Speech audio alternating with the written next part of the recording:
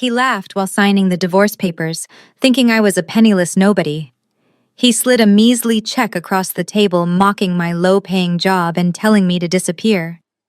But his smug smile froze forever when the judge opened a sealed envelope revealing my trillion-dollar secret, turning his ultimate victory into a financial nightmare that would destroy his entire life.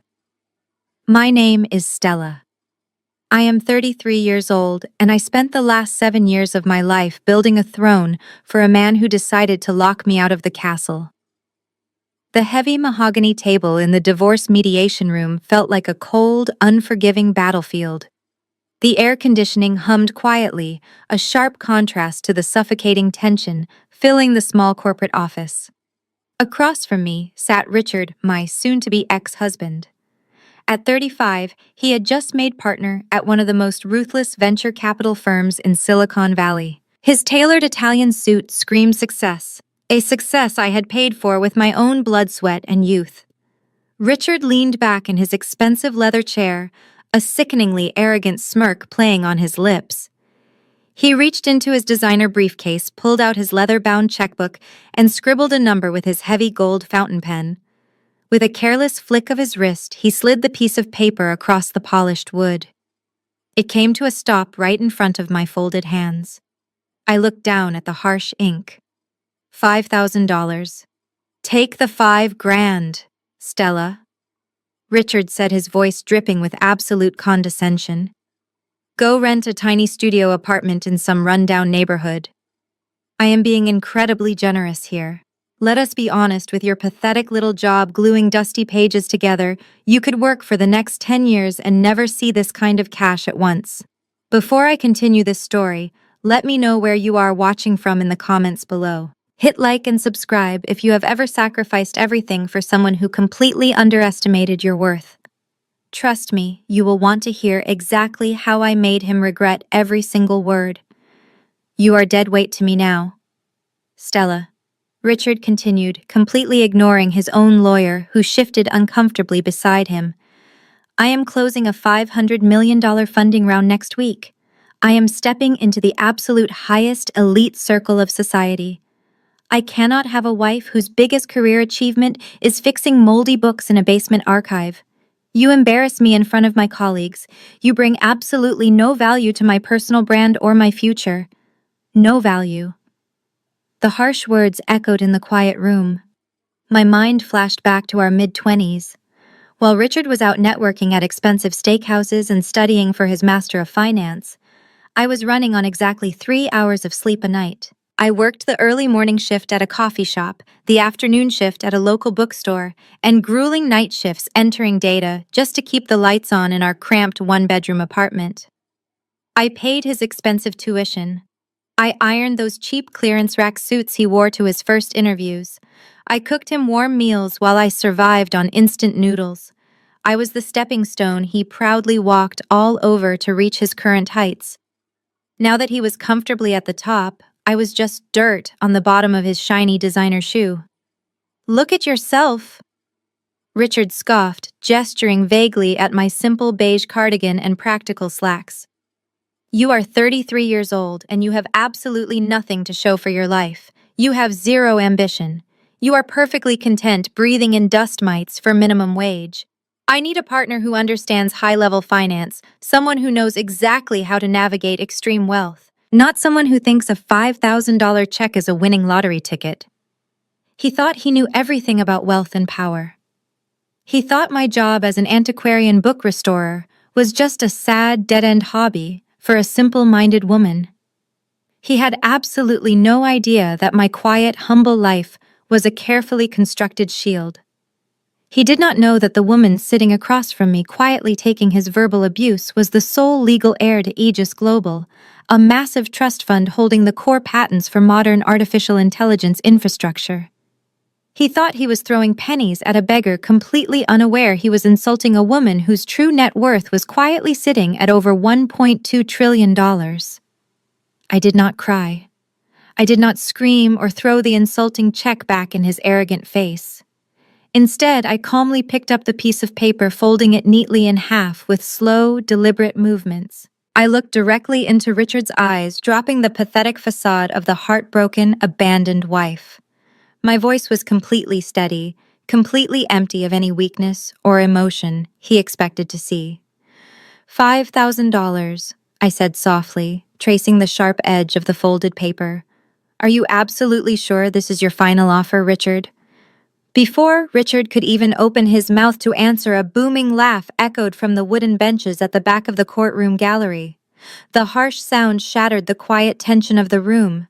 It was Jamal, Richard's brother-in-law. Jamal was a 32-year-old crypto broker who wore his sudden questionable wealth as loudly as his booming voice. As a black man who had married Richard's younger sister, he constantly sucked up to Richard to gain access to elite venture capital circles. Jamal stood up from the gallery bench, adjusting the cuffs of his bright crimson suit jacket. He made sure everyone in the room caught a glimpse of the oversized, gaudy gold watch strapped to his wrist. Anyone with a trained eye could tell the timepiece was a cheap knockoff, but Jamal paraded it around like it was the crown jewels of England.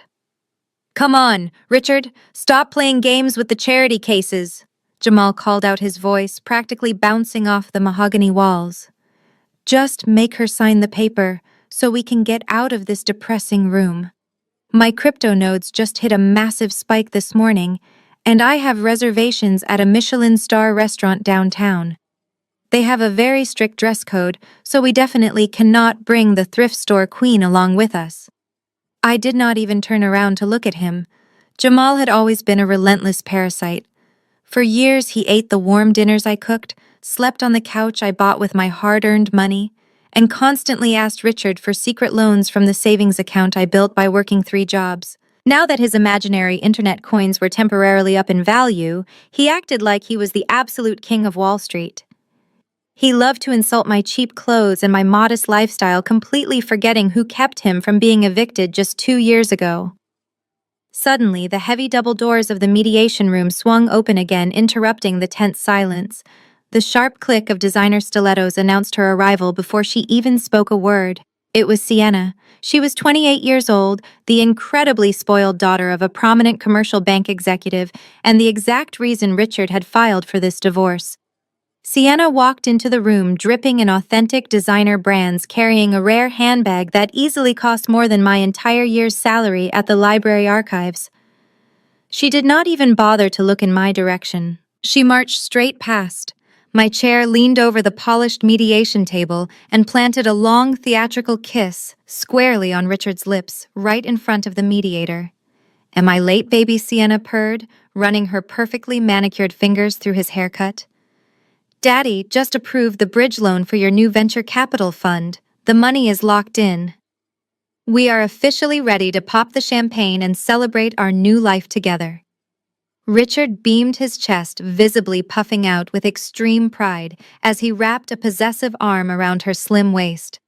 "Perfect timing, gorgeous. We are just wrapping up the trash collection right now." Sienna finally turned her perfectly contoured face toward me. Her eyes dragged slowly up and down my sensible beige cardigan and my practical slacks. Her lips curled into a look of absolute, unadulterated disgust. She looked at me the exact way someone might look at a dirty stray dog that had somehow wandered into a high-end luxury boutique. "Oh, you are still sitting here," Sienna said, feigning shock. "Listen to me, Stella. Richard told me you are demanding some sort of financial payout. It is honestly embarrassing to watch you beg. He built his incredible career from the ground up entirely by himself. You were just holding him back." I had to forcefully bite the inside of my cheek to keep from laughing out loud at her pure ignorance. "Built it from the ground up. I paid every single cent of his tuition. I typed his final thesis while he slept." Sienna sighed, dramatically unclasped her handbag, and pulled out a designer leather wallet. With a look of profound mocking pity, she pinched a crisp $100 bill between 2 fingers. She carelessly tossed it through the air. It fluttered down slowly and landed directly on top of the insulting $5,000 check Richard had given me. "Take that and call a premium cab," Sienna sneered, crossing her arms. "Do not take the public bus today. You look depressed enough as it is. Just sign the divorce papers, take the handout, and let the real adults handle the big money. The room went dead silent. Richard smirked triumphantly. Jamal chuckled loudly from the back row. Even Richard's highly paid lawyer looked down at his legal pad, clearly uncomfortable but unwilling to stop his wealthy client from this cruel humiliation. They all waited for me to finally break down.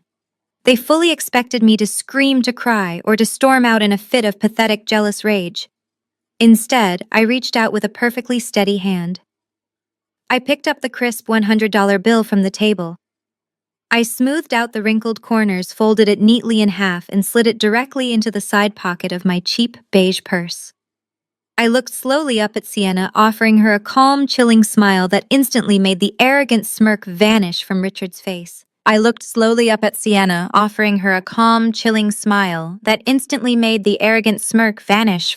face.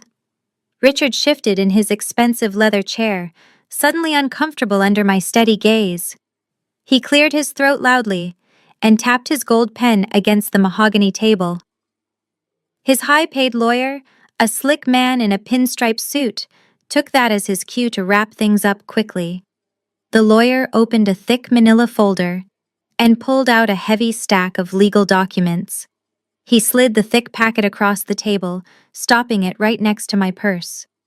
"This is the final divorce decree," the lawyer said, his voice smooth and practiced.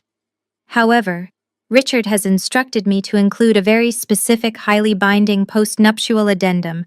It is a complete and total financial severance agreement." I looked down at the dense paragraphs of legal jargon. I did not need to read the entire document to know exactly what Richard was trying to do. He was terrified. Not of me, but of the paranoid idea that I might somehow come after his newly acquired wealth. "Let me summarize it for you, Stella, since I know complex legal terms confuse you," Richard sneered, leaning forward and planting his elbows aggressively on the table.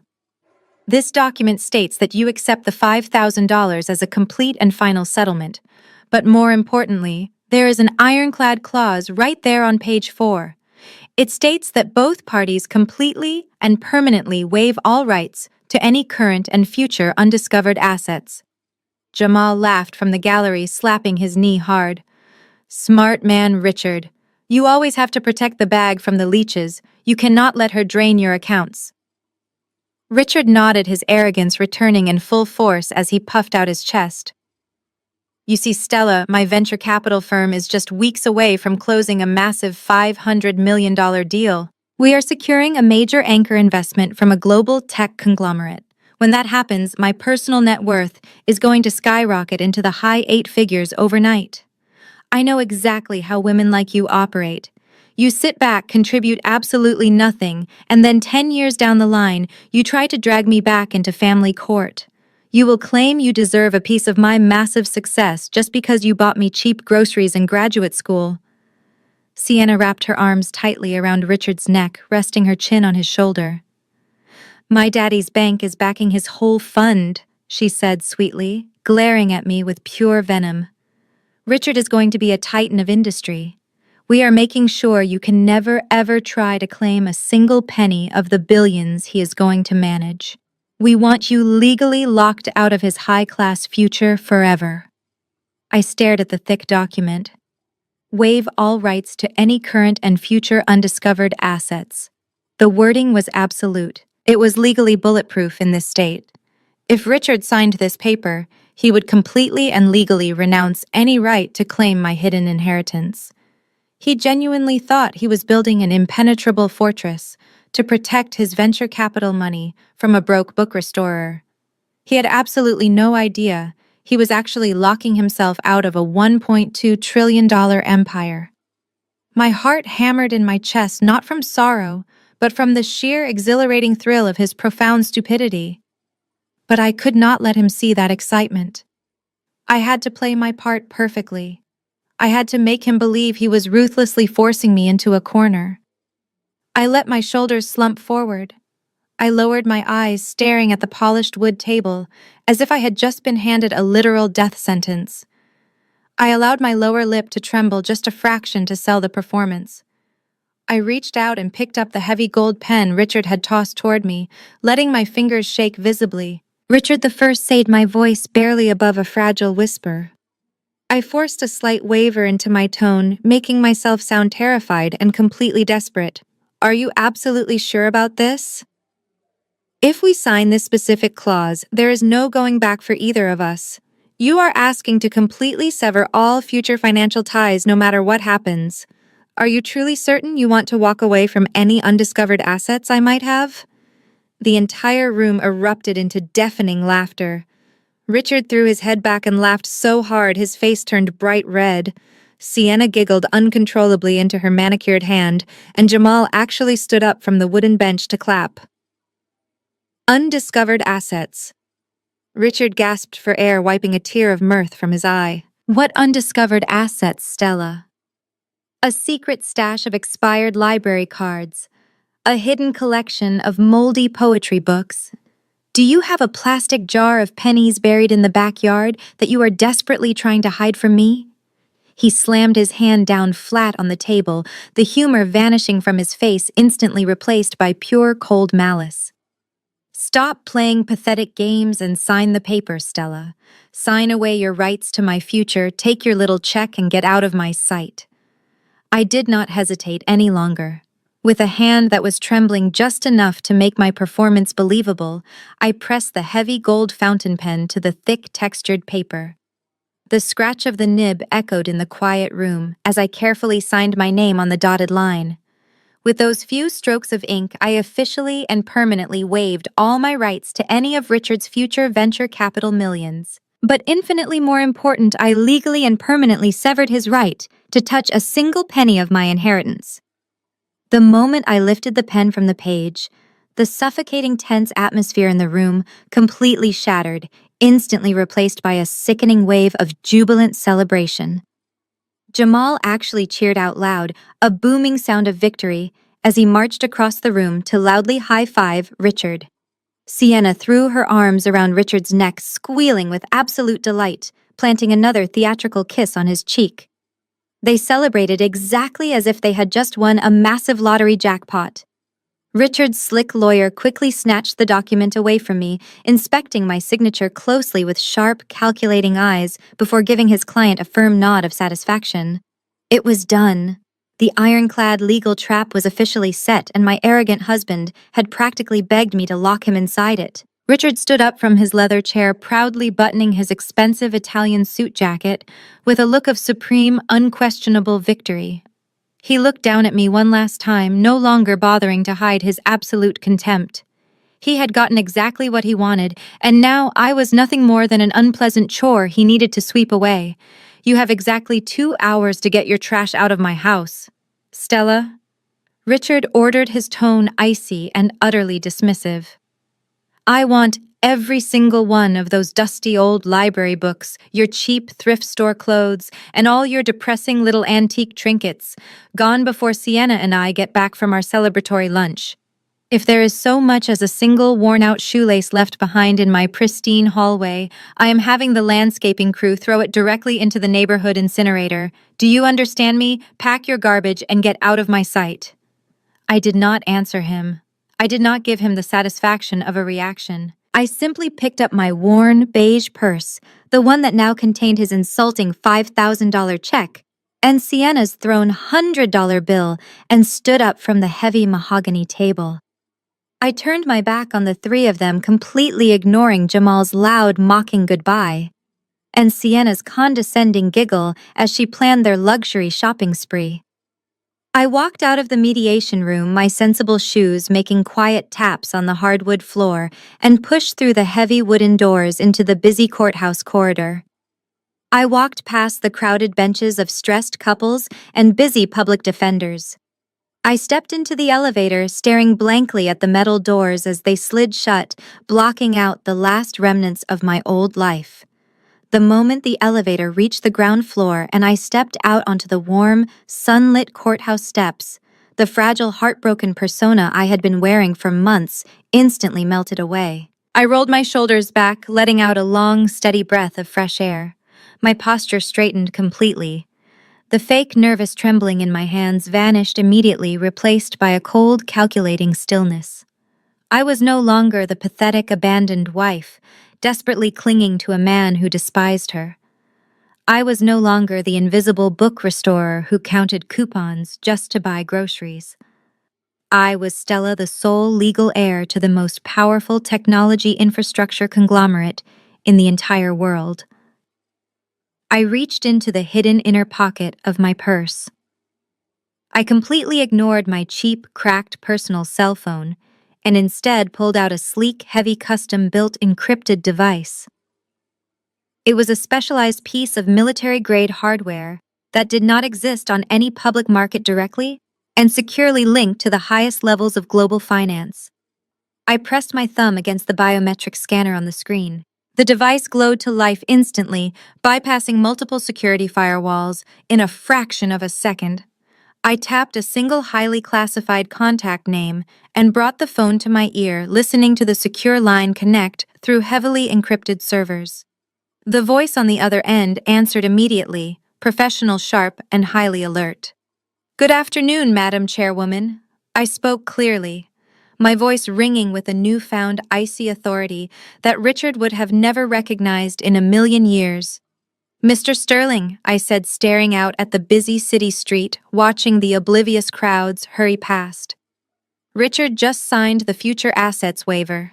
The legal severance is completely finalized and filed with the mediator." There was a brief, highly satisfying pause on the other end of the line before my chief trustee replied. "Understood, madam. We have been waiting for your green light, awaiting your final instructions." I smiled, a genuine predatory smile that promised absolute destruction.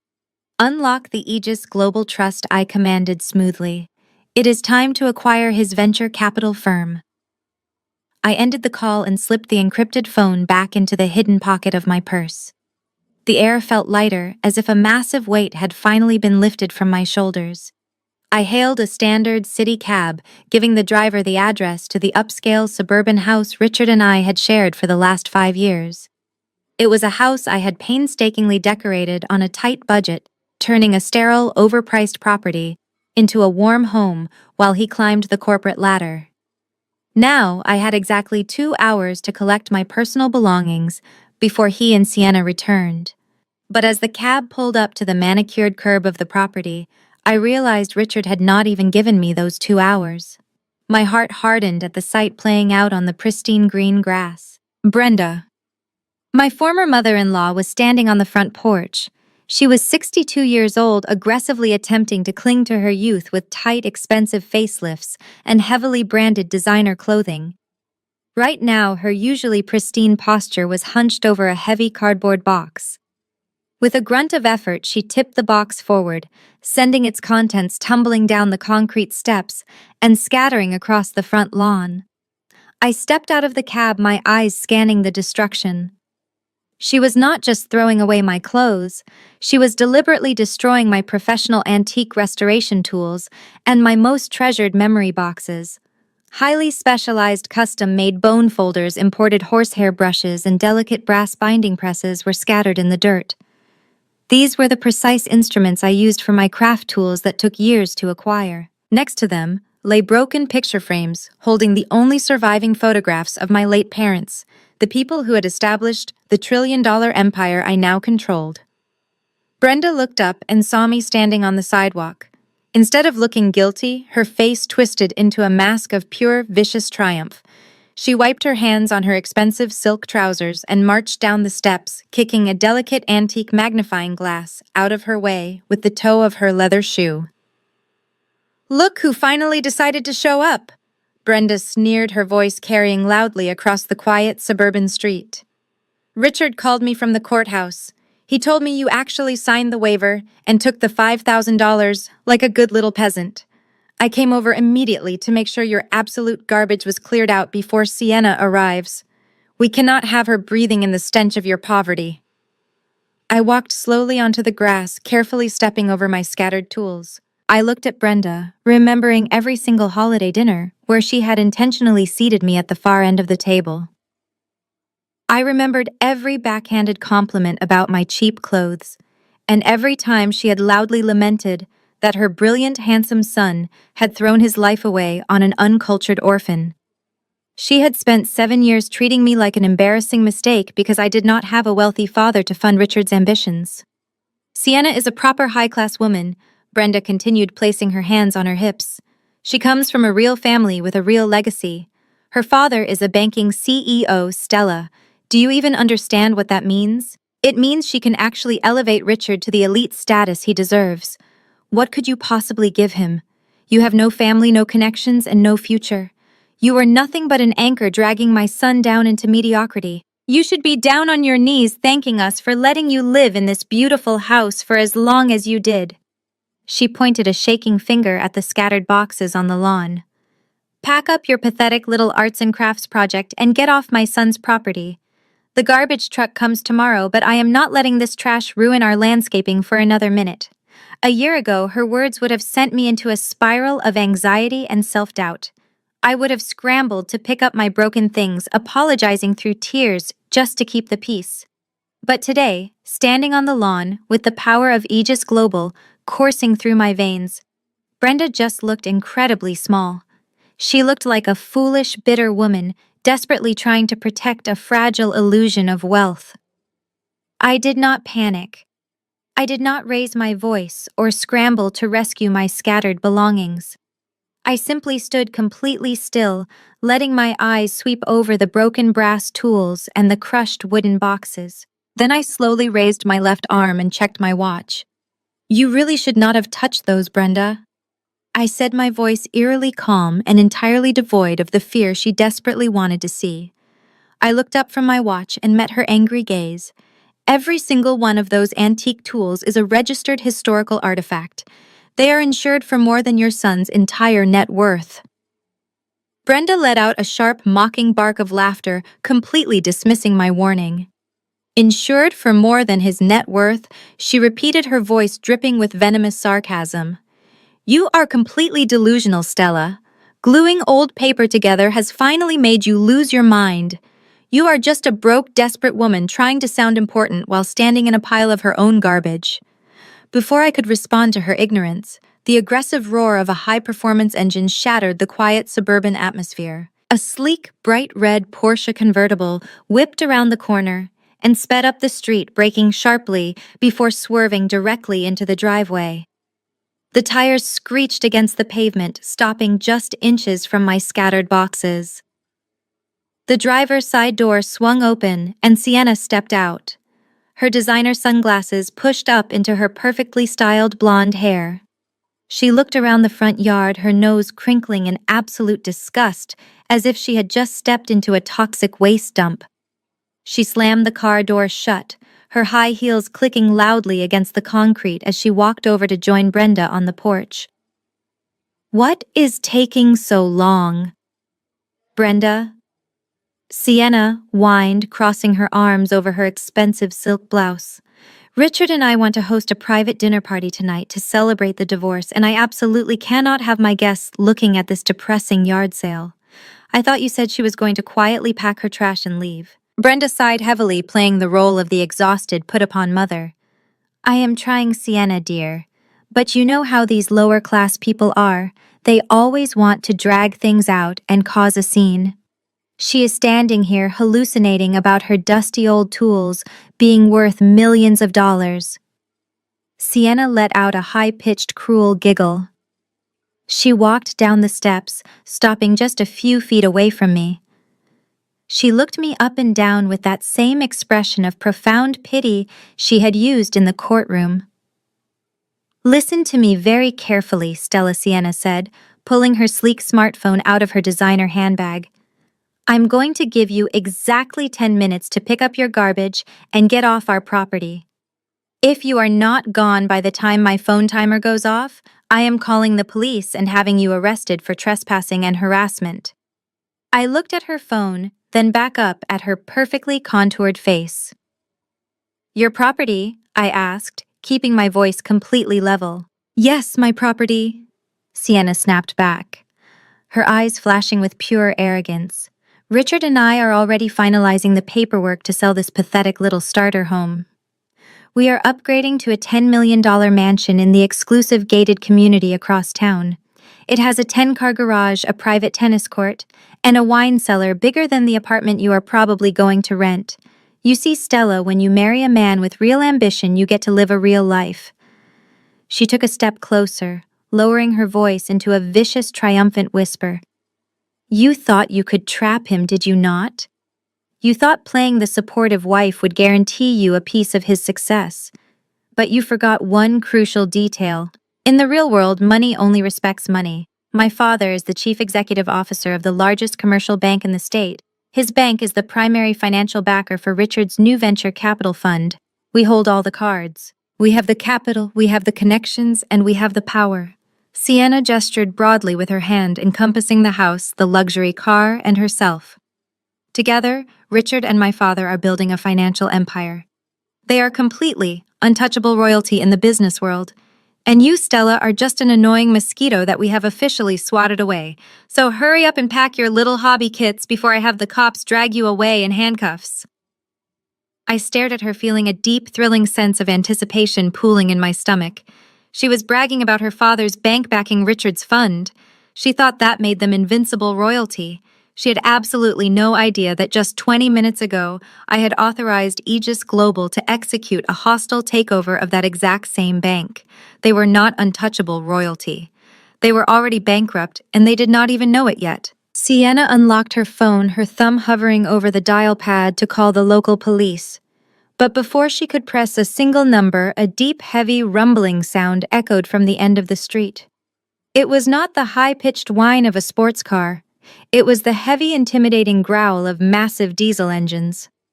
Sienna and Brenda both stopped talking, turning their heads to look down the road. 3 massive, jet-black, unmarked armored trucks turned the corner in perfect synchronization.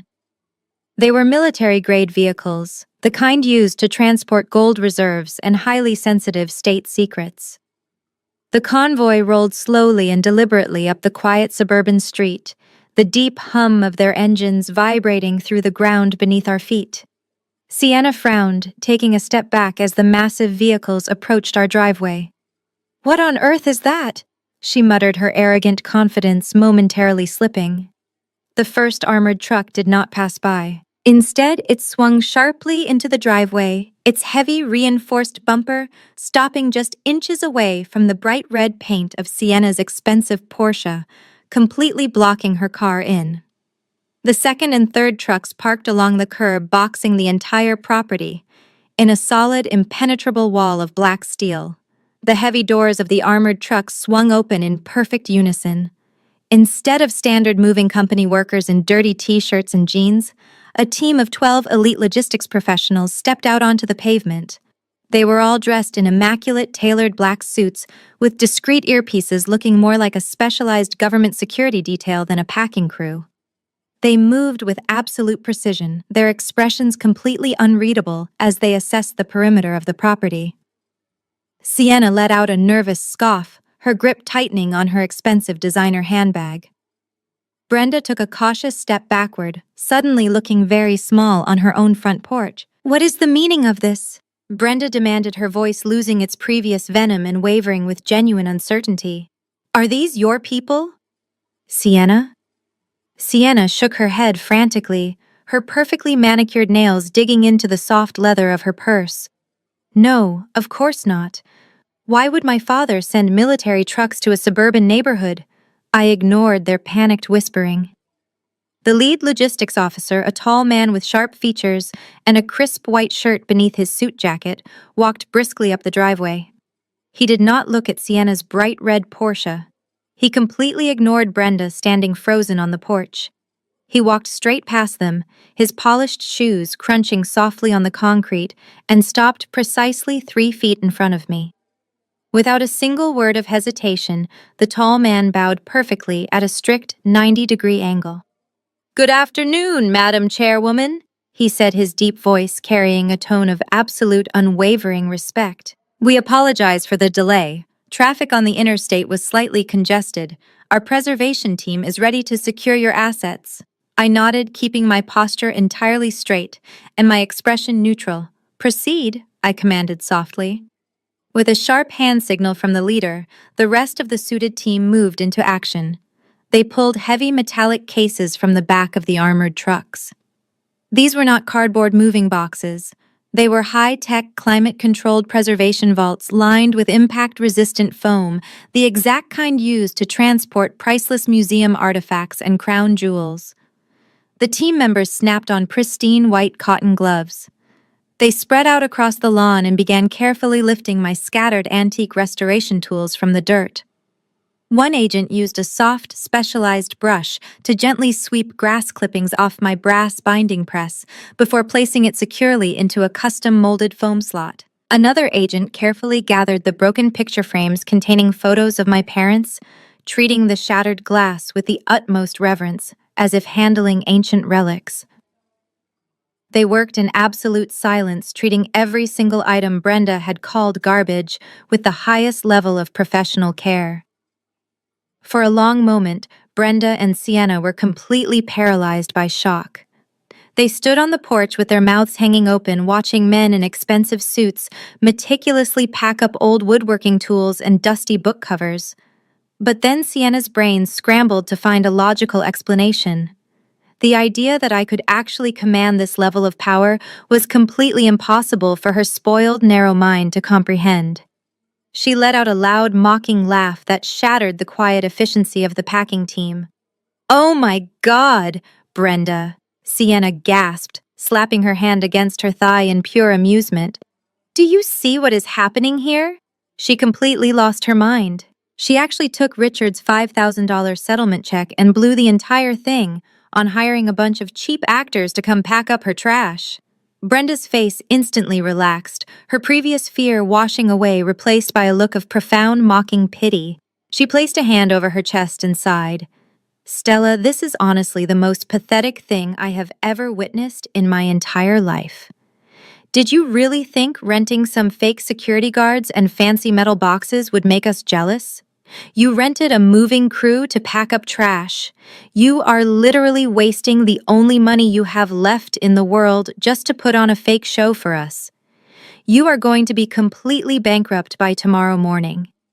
Sienna pulled out her phone again, pointing the camera directly at me. "I have to record this for Richard.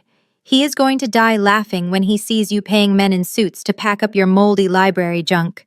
You are such a desperate, broke loser, Stella." I did not flinch. I let them laugh. I let them point their cameras and hurl their insults, knowing perfectly well that their entire world was currently collapsing behind the scenes. The team leader completely ignored the two laughing women on the porch. He stepped forward, pulling a sleek, encrypted titanium tablet from his inside jacket pocket. He tapped the screen twice and held it out to me with both hands. "Madam Chairwoman," he said, his voice easily cutting through Sienna's obnoxious giggling. "The transfer of the $1.2 trillion holding company is complete. Where to next, ma'am?" I looked at the glowing screen of the titanium tablet, verifying the encrypted signatures that officially placed the absolute power of Aegis Global directly into my hands. "Take my personal artifacts to the central vault at the primary estate," I instructed the team leader, my voice steady and commanding. "I will follow shortly." "Understood, Madam Chairwoman," he replied, bowing his head slightly before turning to coordinate his men. Sienna stopped giggling. She and Brenda exchanged confused glances, still desperately trying to convince themselves this was all an elaborate, pathetic prank paid for by my $5,000 divorce check. But before Sienna could open her mouth to hurl another insult, the loud, aggressive roar of a modified engine shattered the neighborhood's quiet atmosphere once again. Richard's sleek black sports car turned the corner, closely followed by Jamal's gaudy yellow SUV. The two vehicles screeched to a halt right behind the blockade of military-grade armored trucks. The doors swung open, and Richard and Jamal stepped out into the street. They were both practically vibrating with arrogant, triumphant energy, completely oblivious to the heavy tension lingering in the air. Jamal was waving a thick, unlit cigar in the air, his loud voice booming across the lawn before he even reached the driveway.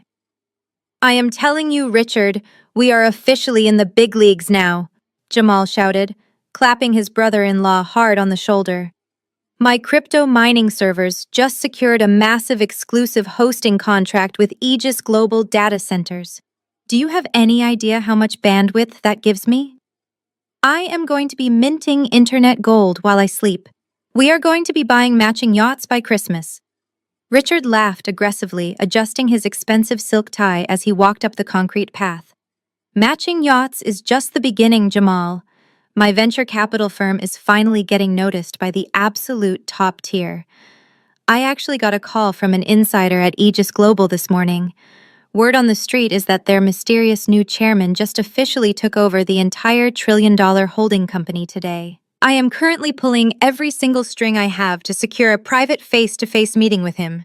If I can get the new chairman of Aegis to anchor my new fund, I will be the most powerful financial titan in the city.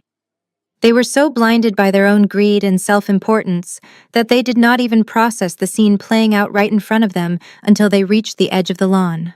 Richard stopped dead in his tracks, his eyes darting from the massive black armored trucks to the elite-suited men carefully packing my antique tools into high-tech preservation vaults.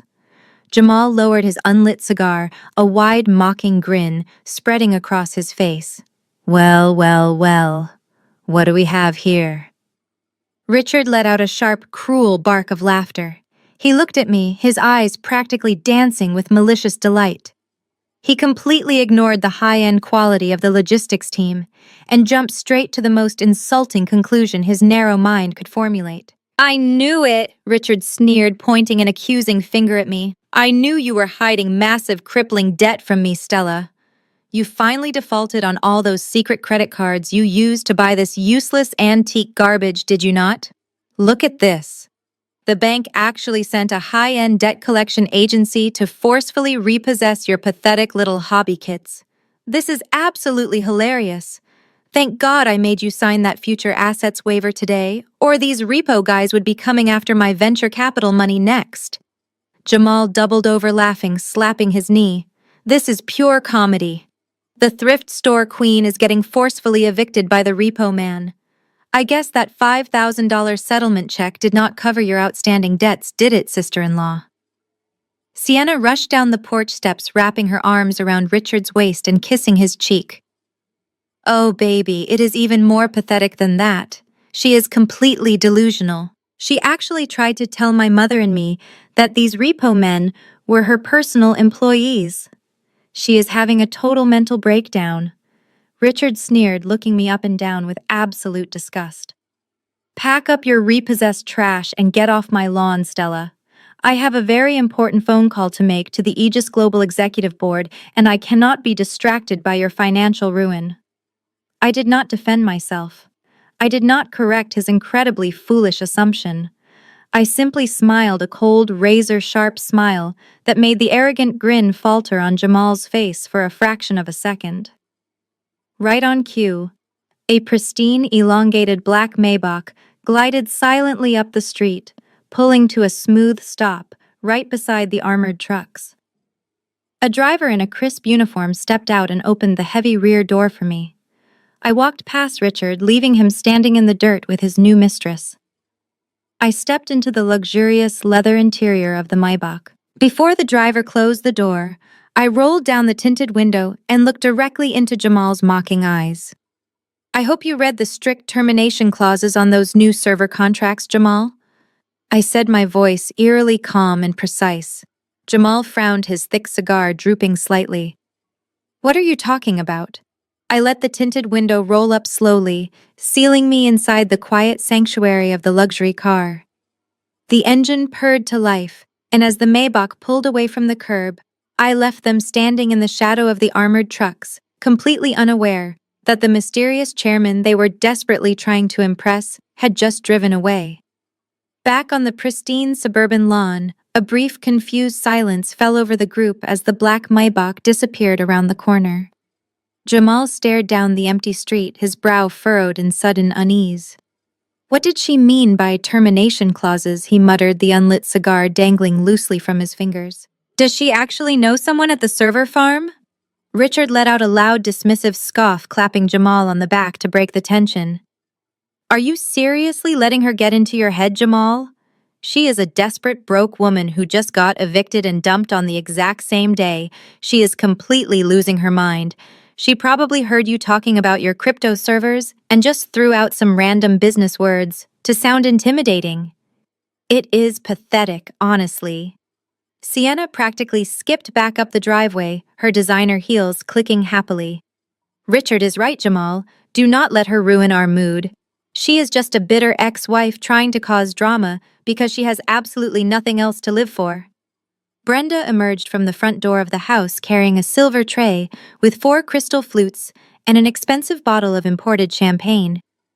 Let us focus on what really matters, Brenda announced cheerfully, her previous fear of the armored trucks completely forgotten. We are officially rid of the dead weight.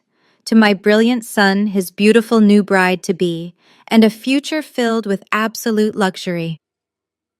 Richard grabbed the heavy green bottle, peeled back the gold foil, and popped the cork with a loud, celebratory bang.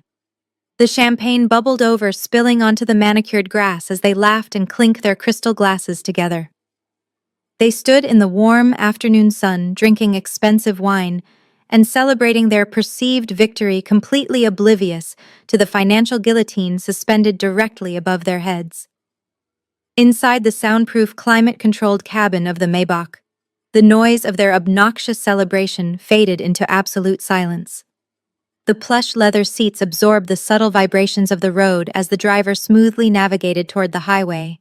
I settled back into the deep cushions, feeling a profound sense of clarity. I reached into my bag and pulled out the encrypted titanium tablet the logistics leader had handed me earlier. The biometric scanner read my thumbprint, and the massive, sprawling financial network of Aegis Global illuminated the screen. For the first time in my life, I was not looking at a meager checking account or a tight grocery budget. I was looking at the intricate trillion-dollar circulatory system of the American economy, and I held the scalpel. I tapped the screen, accessing the corporate intelligence database. I typed in Jamal's full name first. Within a fraction of a second, his entire financial existence materialized before my eyes. Jamal loved to brag about his massive crypto wealth, but the data told a very different, highly embarrassing story. His entire mining operation was built on massive, high-interest credit. He had rented premium top-tier bandwidth from Aegis Global data centers, gambling everything on a volatile coin spike. He did not actually own anything. He was just renting space in my digital house, and his contract included a standard immediate termination clause for high-risk accounts. If those servers went offline for even 24 hours, his leveraged trades would collapse, leaving him millions of dollars in debt. Next, I pulled up the financial dossier for Sienna's father, the powerful commercial bank executive she was so incredibly proud of. Sienna believed her family was untouchable royalty. But looking at the bank's internal ledgers, I saw a rotting foundation. Her father's bank was dangerously over-leveraged, having issued far too many high-risk loans to aggressive venture capitalists, exactly like Richard. To cover his tracks and maintain liquidity, her father had borrowed heavily from a massive anonymous institutional lender. I traced the corporate shell companies, hiding that institutional lender, peeling back the layers one by one until the ultimate parent company was revealed. It was Aegis Global. Sienna's father owed hundreds of millions of dollars directly to my trust. The very money Richard was relying on to launch his new venture capital fund was in reality my money. They had built their entire arrogant, elitist empire on a financial fault line that I controlled. They thought they had starved me out of their castle, not realizing I owned the bank that held the mortgage to their entire reality. A cold, deeply satisfying smile spread across my face. I tapped the secure communication icon on the tablet, connecting directly to the executive boardroom of Aegis Global. Mr. Harrison, my chief trustee, answered on the first ring. I have reviewed the relevant portfolios, Mr. Harrison. I said, my voice smooth and perfectly calm. The overlapping liabilities are exactly as I suspected. It is time to start cleaning house. Awaiting your orders, Madam Chairwoman, he replied. I looked out the tinted window of the Maybach, watching the city skyline approach. Initiate a massive margin call on Sienna's father's commercial bank. I commanded, my tone completely devoid of mercy. Demand the immediate repayment of all outstanding institutional loans before the end of the business day, and contact the server farms. Shut down every single one of Jamal's crypto mining nodes immediately due to a high-risk credit violation. Let us see exactly how they enjoy the weekend. By Monday evening, the fallout from my corporate commands had already begun to silently rip through their arrogant lives. I stood in front of a full-length mirror in the master suite of the Aegis Global Private Estate, adjusting the delicate diamond clasp of my custom-tailored emerald evening gown. It was a masterpiece of haute couture, completely unrecognizable from the sensible beige cardigans I wore just a few days ago. Tonight was Richard's grand coming-out party, a massive gala he was hosting at the most exclusive five-star hotel in the city to celebrate his new venture capital fund. I knew exactly how he operated. He had invited every single major player in the financial district, desperately hoping to court Aegis Global into becoming his primary anchor investor. He thought he was throwing a coronation. He had no idea he was actually hosting his own corporate funeral. I arrived at the hotel in the Maybach, bypassing the main entrance entirely. My security detail escorted me through a private service elevator directly up to the VIP lounge overlooking the grand ballroom. Below me, the party was in full swing. Crystal chandeliers cast a warm golden glow over the wealthy crowd. Waiters navigated through the room carrying trays of expensive caviar and imported champagne. From my vantage point on the balcony, I easily spotted Richard. He was standing near the center of the room, completely in his element, acting like an absolute king. He wore a crisp new tuxedo, laughing loudly and aggressively, shaking hands with older established billionaires, desperately trying to prove he belonged in their circle.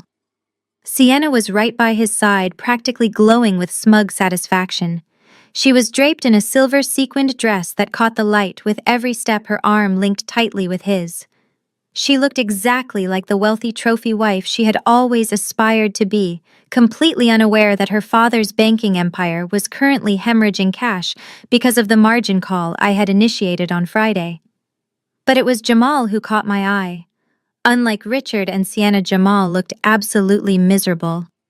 He was standing near the open bar, sweating profusely through his bright blue velvet dinner jacket. He kept frantically checking his phone, swiping the screen with trembling fingers, and downing his drink entirely too fast. I knew exactly why he was panicking. His crypto mining servers had been completely dark for over 48 hours. Without that massive influx of cheap bandwidth, his leveraged trades were rapidly collapsing. He was hemorrhaging millions of dollars by the hour, but he was far too proud and far too terrified to admit his absolute failure in front of Richard's elite guests. He was trying desperately to keep up appearances, laughing nervously at jokes he did not hear, and pretending he was still the king of the crypto world. I watched Richard pull out his phone, his face lighting up as he read a new message. He quickly excused himself from a conversation and pulled Sienna and Jamal aside, his voice carrying over the low hum of the party. "Listen to me, both of you," Richard said, his eyes wide with frantic excitement. "I just got a text from the executive proxy handling the Aegis Global account. The new chairman of the trust is actually in the building right now. They are upstairs in the VIP lounge." Jamal wiped a bead of sweat from his forehead, looking desperate. "Are you serious, Richard? You have to get up there. You have to lock down that investment tonight. If you get Aegis money, we are set for life. I could really use a win right now." Sienna gasped, clutching Richard's arm tightly. "Oh my God, baby, this is it.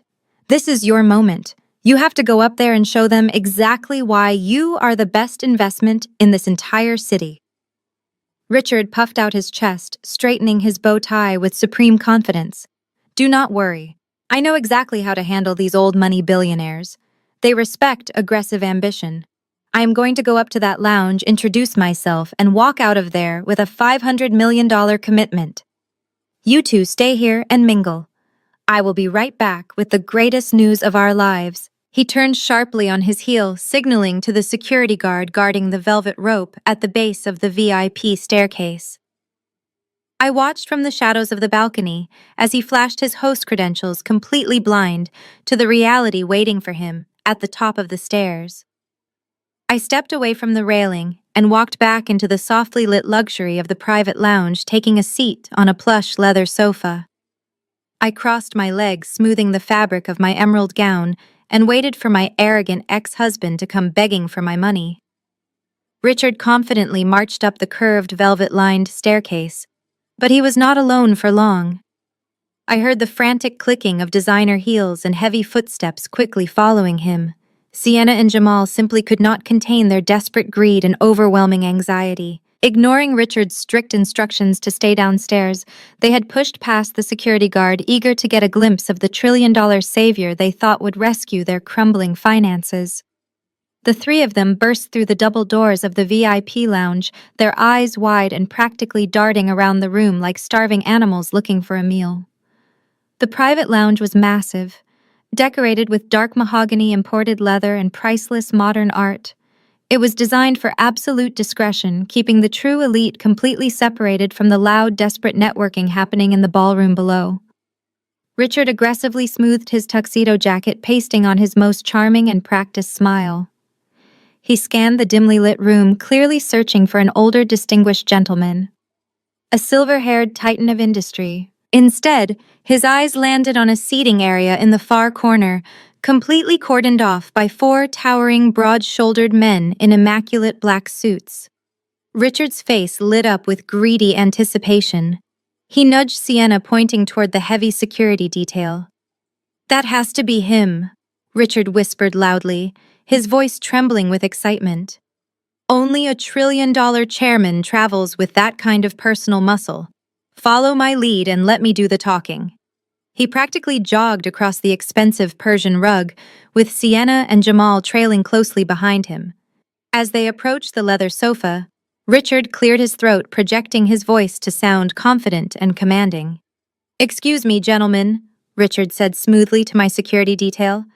"I am Richard, the host of tonight's gala and the founder of the venture capital fund you are currently evaluating. I received word that the chairman was interested in a private meeting. My guards did not move a single muscle. They stood like absolute statues, their cold eyes staring right through him. Frustrated by their silence, Richard took a bold step forward, trying to peer around the broad shoulders of my lead security officer to see the person sitting quietly on the sofa. I set my crystal champagne flute down on the glass coffee table with a soft, deliberate clink. I raised my hand slightly, giving my guards the silent signal to step aside. The imposing men parted perfectly down the middle, revealing me to my ex-husband and his panicked entourage. I remained seated, leaning back against the plush leather, my custom emerald gown draping elegantly over the cushions. The delicate diamonds at my throat caught the ambient light, sparkling with a quiet, undeniable power. Richard stopped dead in his tracks. The practiced, charming smile instantly melted right off his face, replaced by a look of sheer, unadulterated shock. His jaw actually dropped. Sienna let out a sharp gasp, her hands flying up to cover her mouth. Jamal blinked rapidly, rubbing his eyes as if he were staring at a mirage. For a long, deeply satisfying moment, the three of them were completely paralyzed by the sight of the woman they had thrown away, like garbage just 3 days ago, now dripping in wealth they could not even begin to comprehend. But Richard's shock did not last long. His narrow, arrogant mind simply could not process the truth staring him right in the face. Instead of realizing the immense danger he was in, his shock quickly curdled into violent, explosive rage. He genuinely believed his own twisted narrative. He thought I was still the pathetic, heartbroken book restorer who could not live without him. "Are you out of your absolute mind, Stella?" Richard hissed, his face turning an angry shade of red. "How did you get past the door staff? Did you actually take the $5,000 settlement check I gave you and blow it on renting a fake designer dress to sneak in here?" Sienna stepped forward, pointing a trembling finger at me. "You are completely psychotic, Stella. You followed us here. You are trying to ruin Richard's big night because you are insanely jealous of his success in our relationship." Richard stepped closer, his fists clenched aggressively at his sides. "I know exactly what you are doing," he spat, his voice echoing in the quiet lounge. You thought you could sneak up here, corner me away from the crowd, and beg me to take you back. You thought if you dressed up and hired some fake bouncers, I would suddenly realize what I threw away. You are absolutely pathetic. I am closing a $500 million deal tonight with Aegis Global. I am about to be a titan. I will give you exactly 5 seconds to walk out of this hotel before I have the real security drag you out by your hair and have you arrested for stalking. Jamal tried to laugh, but his voice cracked, betraying his absolute panic over his failing servers. Yeah, go home, Stella. You're embarrassing yourself in front of the real money. I did not flinch. I did not raise my voice or try to defend myself against their ridiculous accusations. I simply picked up my crystal flute, took a slow, elegant sip of the expensive vintage champagne, and looked Richard directly in his furious eyes. I belong in the VIP lounge, Richard? I said, my voice dripping with cold, terrifying authority. The real question is, who let a mid-level fund manager like you up here? Richard stood completely frozen, his mouth opening and closing as his brain struggled to process my words. But Jamal, who had been sweating through his velvet jacket all evening, suddenly snapped under the immense pressure of his failing finances. He stepped around Richard, his face twisted in an ugly, desperate snarl. He held a full crystal glass of dark bourbon in his right hand. He looked at my pristine, custom-tailored emerald gown, and his eyes lit up with a petty, vindictive rage. Who do you think you are talking to? Jamal barked, his voice loud and erratic. You think you can rent a shiny dress and suddenly talk down to us? You are nothing, Stella. Let me help you take off that fake costume right now. With a sudden, violent motion, Jamal threw his arm forward, aiming to launch the sticky, dark liquor directly onto my chest. But he did not even make it halfway. Before the liquid could even leave the rim of the glass, the towering lead security officer standing to my left moved with terrifying speed. His massive hand shot out like a steel trap, clamping down viciously onto Jamal's wrist. The officer twisted Jamal's arm backward at a sharp, unnatural angle. Jamal let out a high-pitched inches away from the hem of my gown. The bourbon splashed harmlessly onto the carpet inches away from the hem of my gown. The security officer did not let go. He pressed his thumb precisely into a nerve on Jamal's wrist, forcing the large man to his knees right in the middle of the VIP lounge. Let go of me! Jamal screamed, tears of pain instantly springing to his eyes as he struggled weakly against the guard's iron grip. This is assault! You are breaking my arm! Richard, call the police right now! They are attacking me! Richard finally snapped out of his daze, puffing up his chest and stepping forward aggressively. Take your hands off my brother-in-law, Richard demanded, pointing a trembling finger at the stoic guard. I am the host of the massive gala downstairs. I have spent hundreds of thousands of dollars at this hotel tonight. I will have you all thrown in jail for this. The loud commotion and the sound of shattering glass had immediately drawn attention. The heavy mahogany doors of the VIP lounge swung open again, and the hotel general manager rushed in, followed by 2 of the hotel's own security staff. He was a distinguished older man in a pristine tuxedo, looking incredibly panicked by the disturbance in his most exclusive suite. Jamal saw the manager and immediately started yelling even louder. Help me! This crazy woman snuck in here with fake security guards and they are assaulting me. I want her arrested. I want her thrown out on the street. Richard crossed his arms, looking at the manager with absolute arrogance. You need to handle this immediately, Richard instructed in his best commanding voice. This woman is a trespasser. She is harassing my family. Remove her and her hired thugs from the premises right now, or I am pulling my entire event from your hotel. The general manager did not even look at Richard. He completely ignored Jamal, who was still kneeling on the floor and whining in pain. Instead, the manager rushed past them, his face pale with sheer terror. He stopped right in front of the glass coffee table, clasped his hands tightly in front of him, and bowed deeply toward the leather sofa where I sat. Madam, the manager gasped, his voice trembling with profound apology. I am so incredibly sorry. I had absolutely no idea these aggressive individuals had bypassed the downstairs security check to bother you. Are you completely unharmed? Shall I have the local authorities remove them from the property immediately? Richard blinked, completely stunned. "What are you doing?" Richard demanded, his voice cracking. "Why are you bowing to my ex-wife? She is a broke librarian." The manager finally stood up straight and turned his head to glare at Richard with absolute disdain. "I strongly suggest you lower your voice, sir. You are currently yelling at the majority shareholder of this entire luxury resort property. If she wishes it, your little party downstairs will be shut down, and you will be permanently banned from every single one of our global locations." A heavy, suffocating silence fell over the small group. Jamal stopped whining. The security guard finally released his wrist, letting him slump onto the floor in a pathetic heap. Sienna looked back and forth between the manager and me, her perfectly contoured face contorted in disbelief.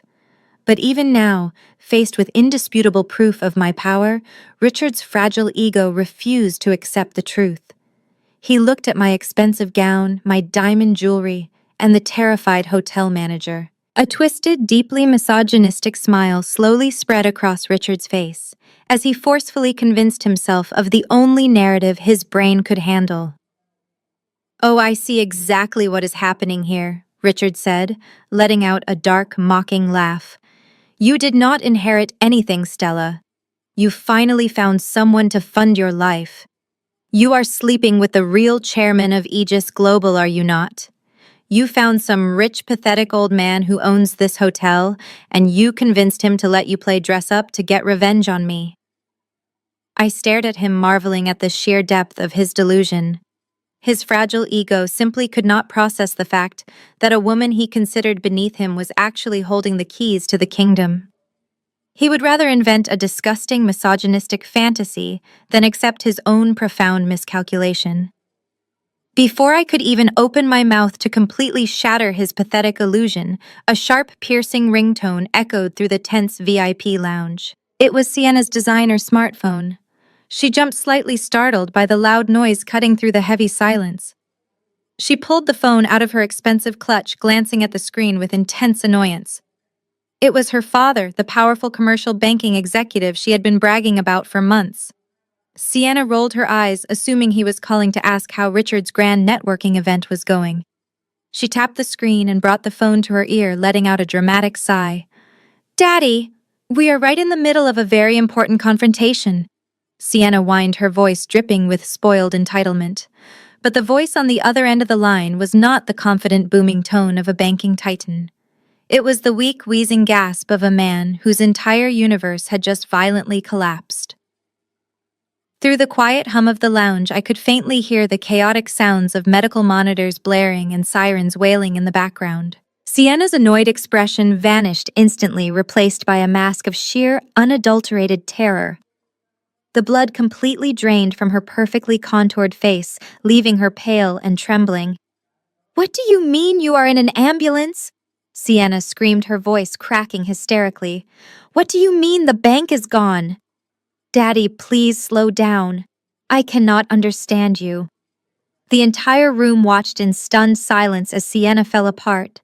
She clutched her head, the designer phone pressed tightly against her ear as she listened to the horrifying details of her father's massive downfall. He was suffering a severe heart attack. His commercial bank, the untouchable financial fortress she had built her entire fake identity around, had just been completely gutted. An anonymous institutional lender had suddenly executed a hostile takeover, buying out all of his toxic debt and demanding immediate total repayment in cash. Federal agents from the Financial Crimes Division were currently raiding his corporate headquarters, seizing assets and preparing sweeping fraud charges. Sienna dropped her phone. It bounced off the thick Persian rug, the screen cracking instantly. She collapsed to her knees, completely ruining the hem of her silver-sequined dress. She grabbed Richard by his tuxedo jacket, digging her manicured nails into the expensive fabric, pulling him down toward her. "Richard, you have to help us." Sienna sobbed, her makeup running down her face in dark streaks. "Aegis Global just destroyed my father. They bought all his debt and called in the loans. He is bankrupt. He is going to federal prison. You have to use your new venture capital fund to bail him out. You have to save my family right now." Richard stood completely paralyzed, staring down at the hysterical woman clinging to his legs. He did not reach down to comfort her. He did not promise to save her father. Instead, a sickening realization visibly washed over his arrogant face. The color drained from his cheeks as the mathematical reality of his situation finally clicked in his narrow mind.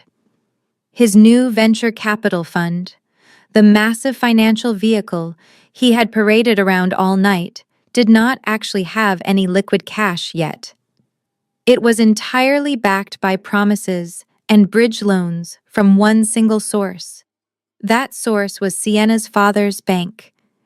If the bank was completely bankrupt and seized by federal agents, Richard's accounts were instantly frozen.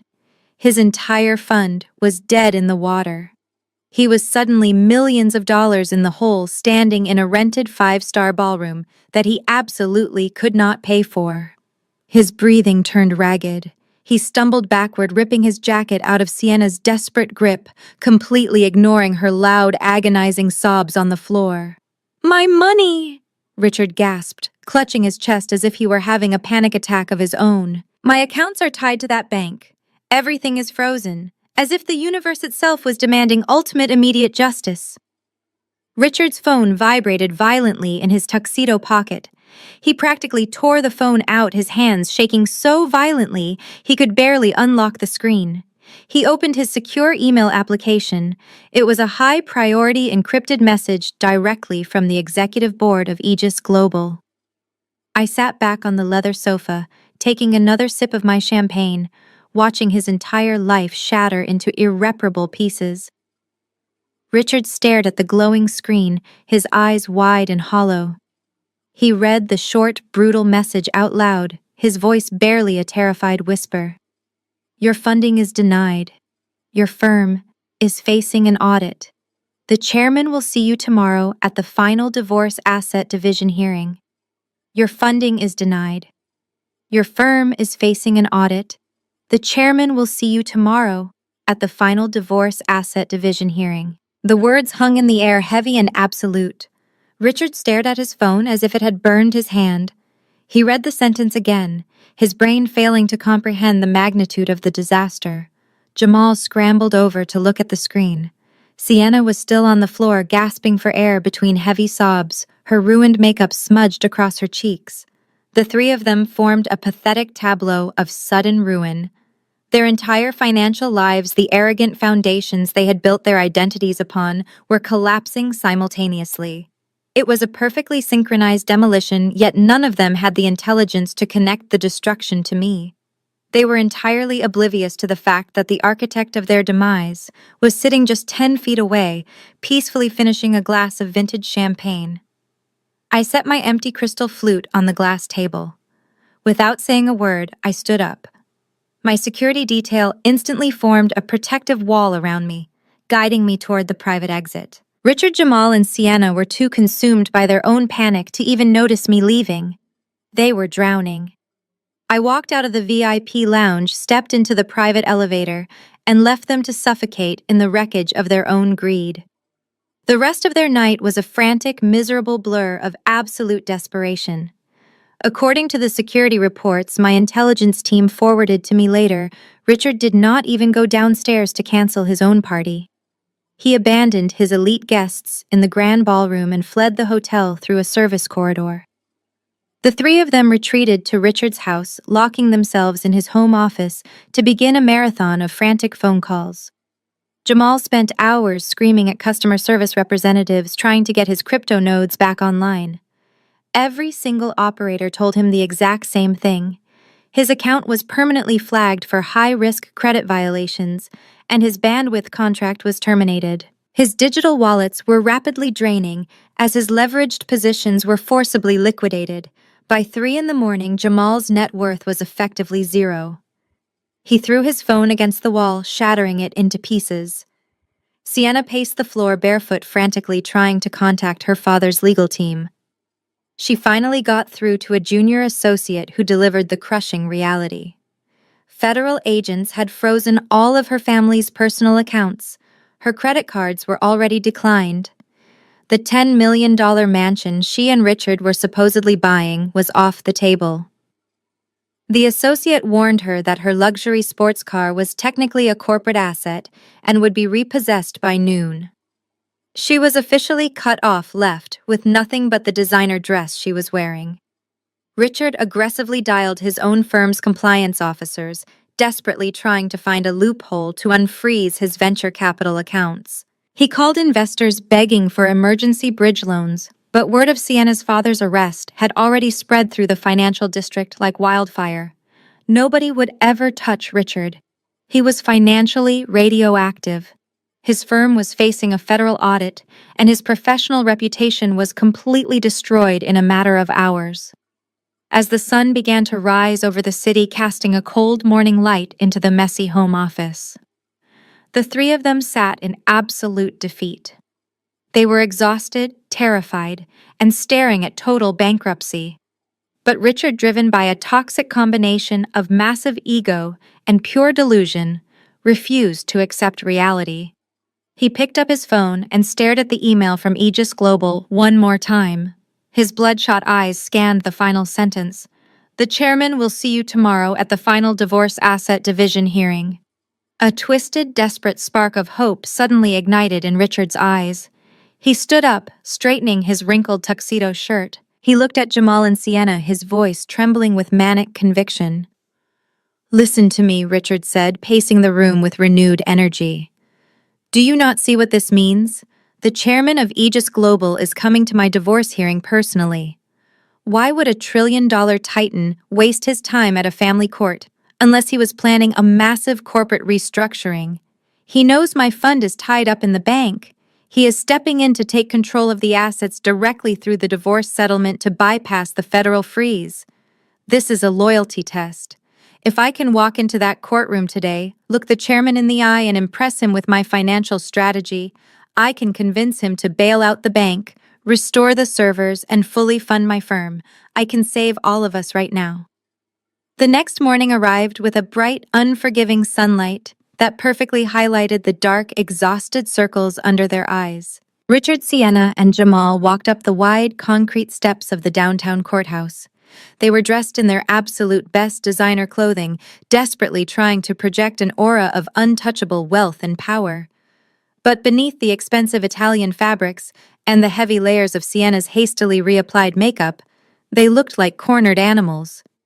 Their arrogant facades were cracking under the immense crushing weight of their impending financial ruin.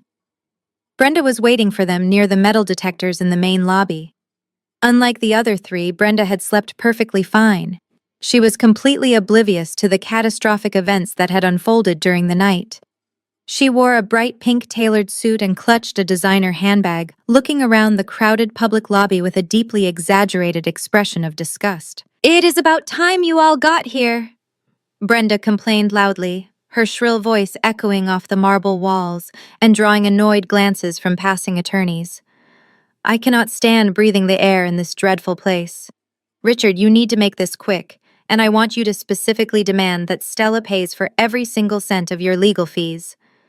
After that ridiculous stunt she pulled at your gala last night, parading around in a rented dress with her new sugar daddy security team, she needs to be punished financially.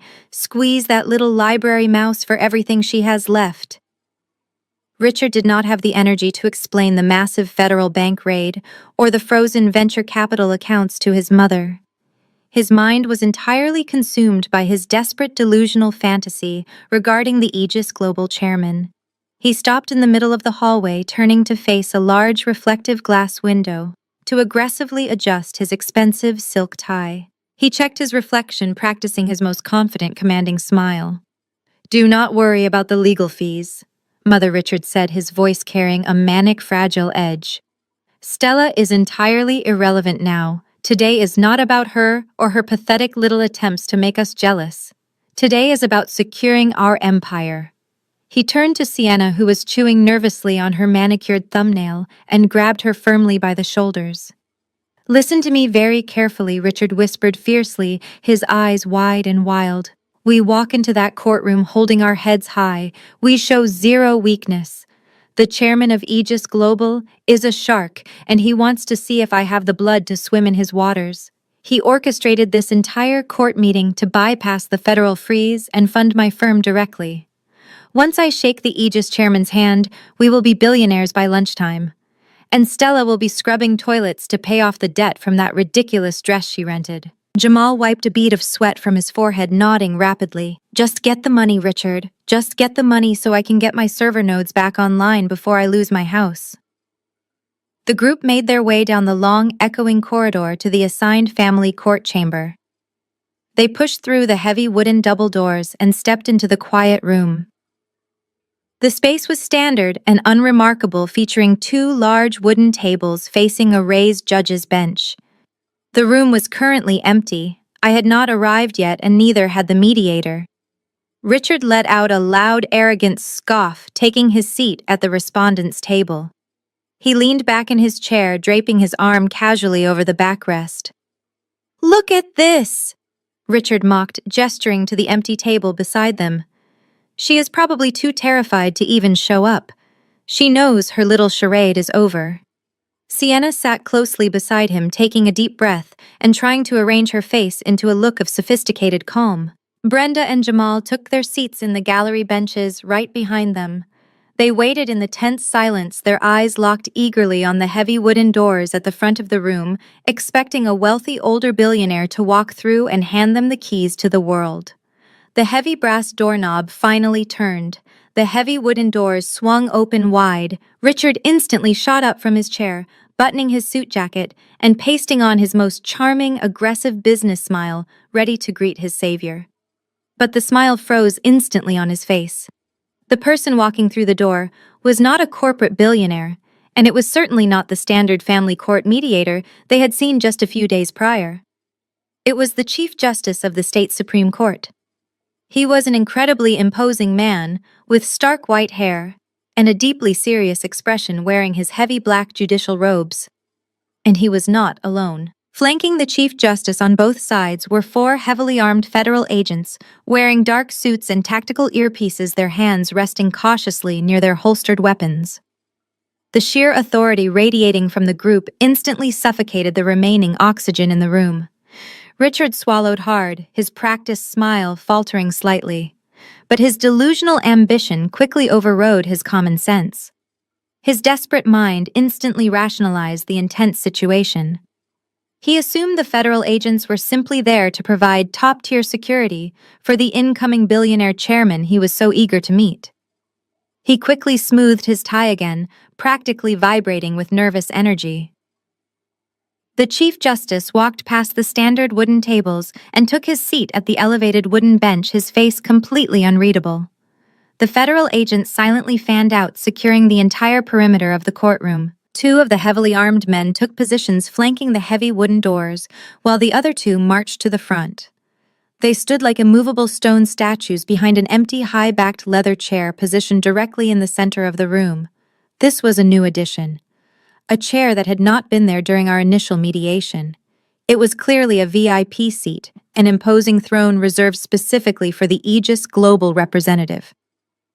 Richard stared at the empty leather chair with absolute reverence. He nudged Sienna, pointing at it discreetly, whispering that their financial savior was moments away. But just as Richard prepared to eagerly approach the judge's bench, the heavy wooden doors opened one more time. I stepped into the courtroom. I was not wearing a rented evening gown, and I was certainly not wearing my old sensible librarian clothes.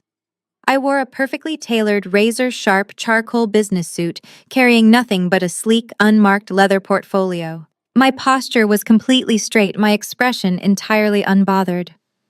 Richard saw me, and his face instantly twisted into a mask of pure, panicked fury.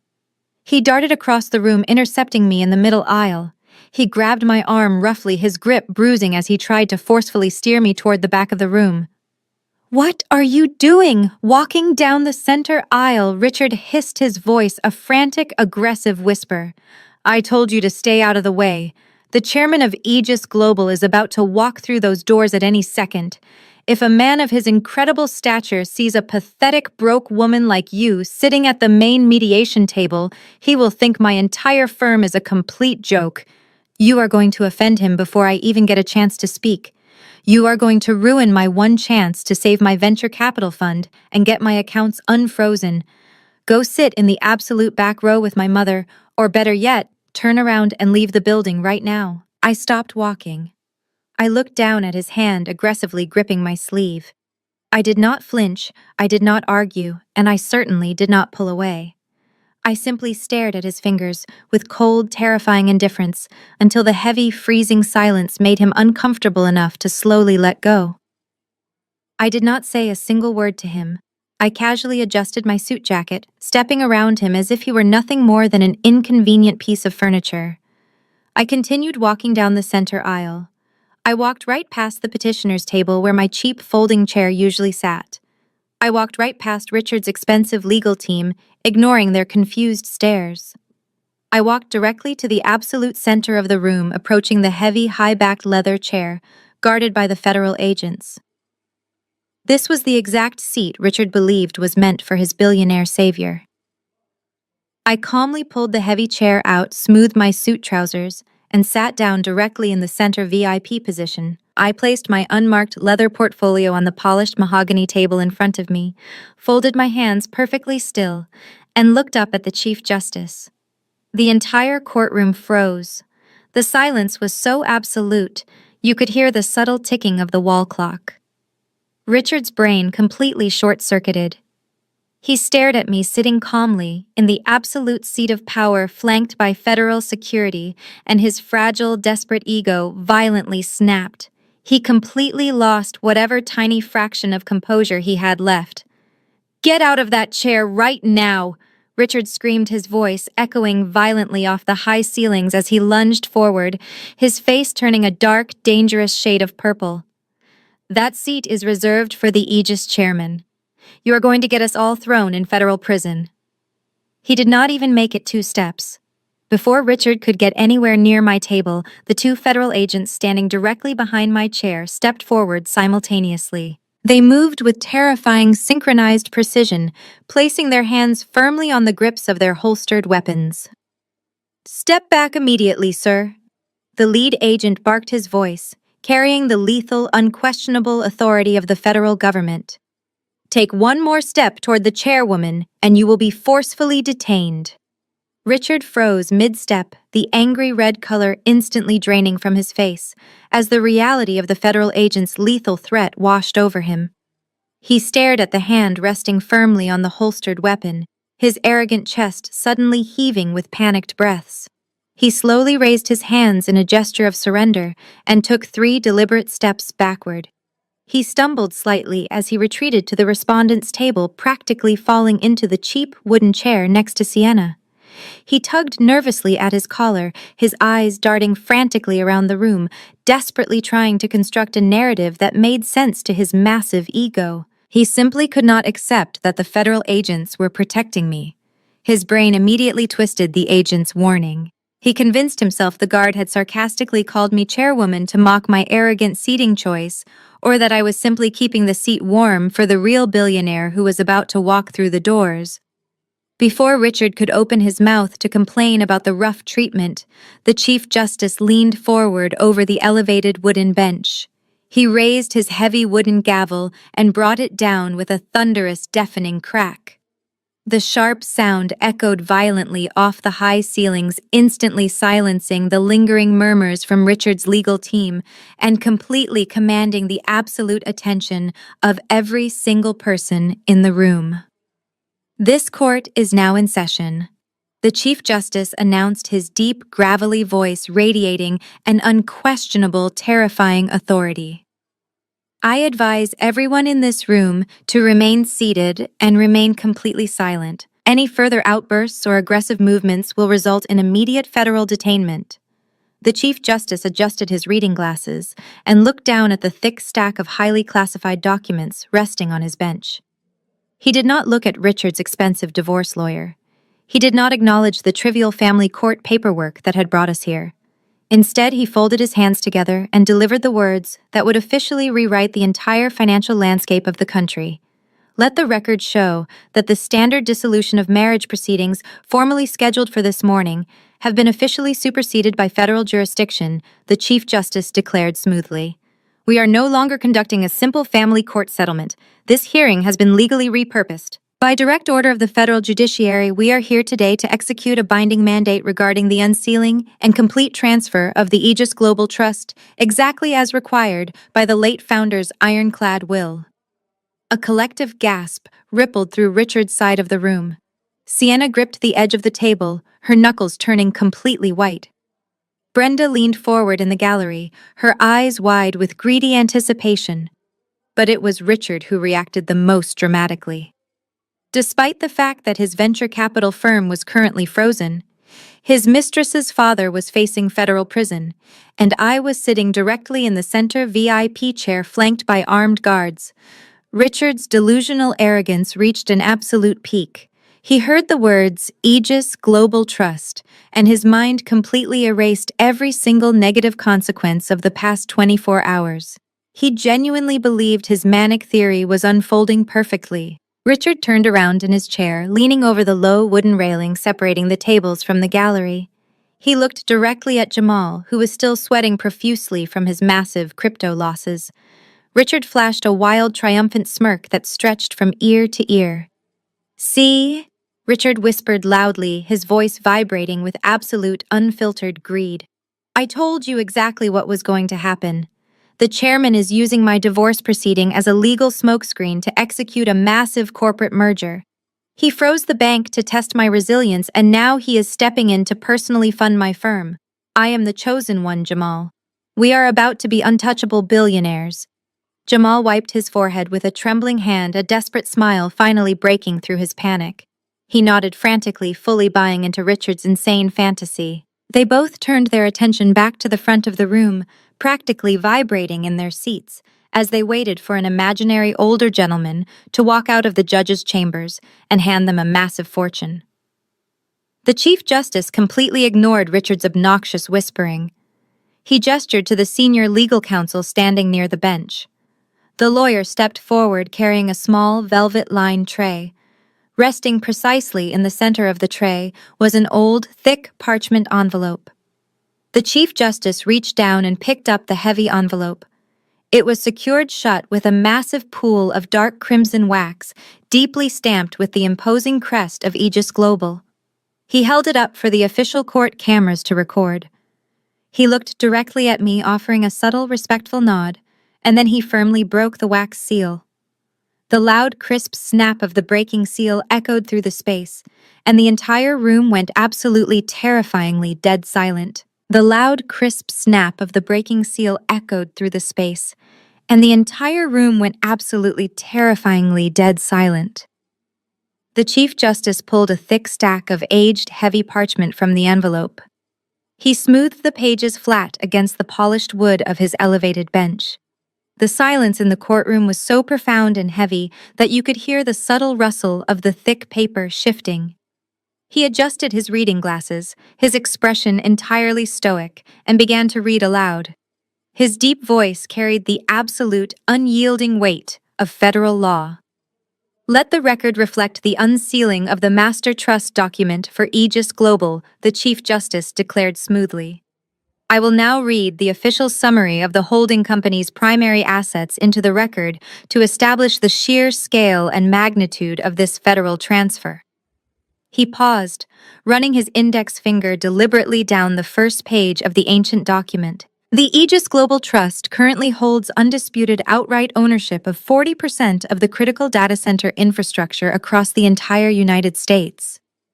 This staggering portfolio includes the primary server farms powering the Eastern Seaboard's financial sector, the Western technology corridors, and the most secure encrypted communication networks in the world.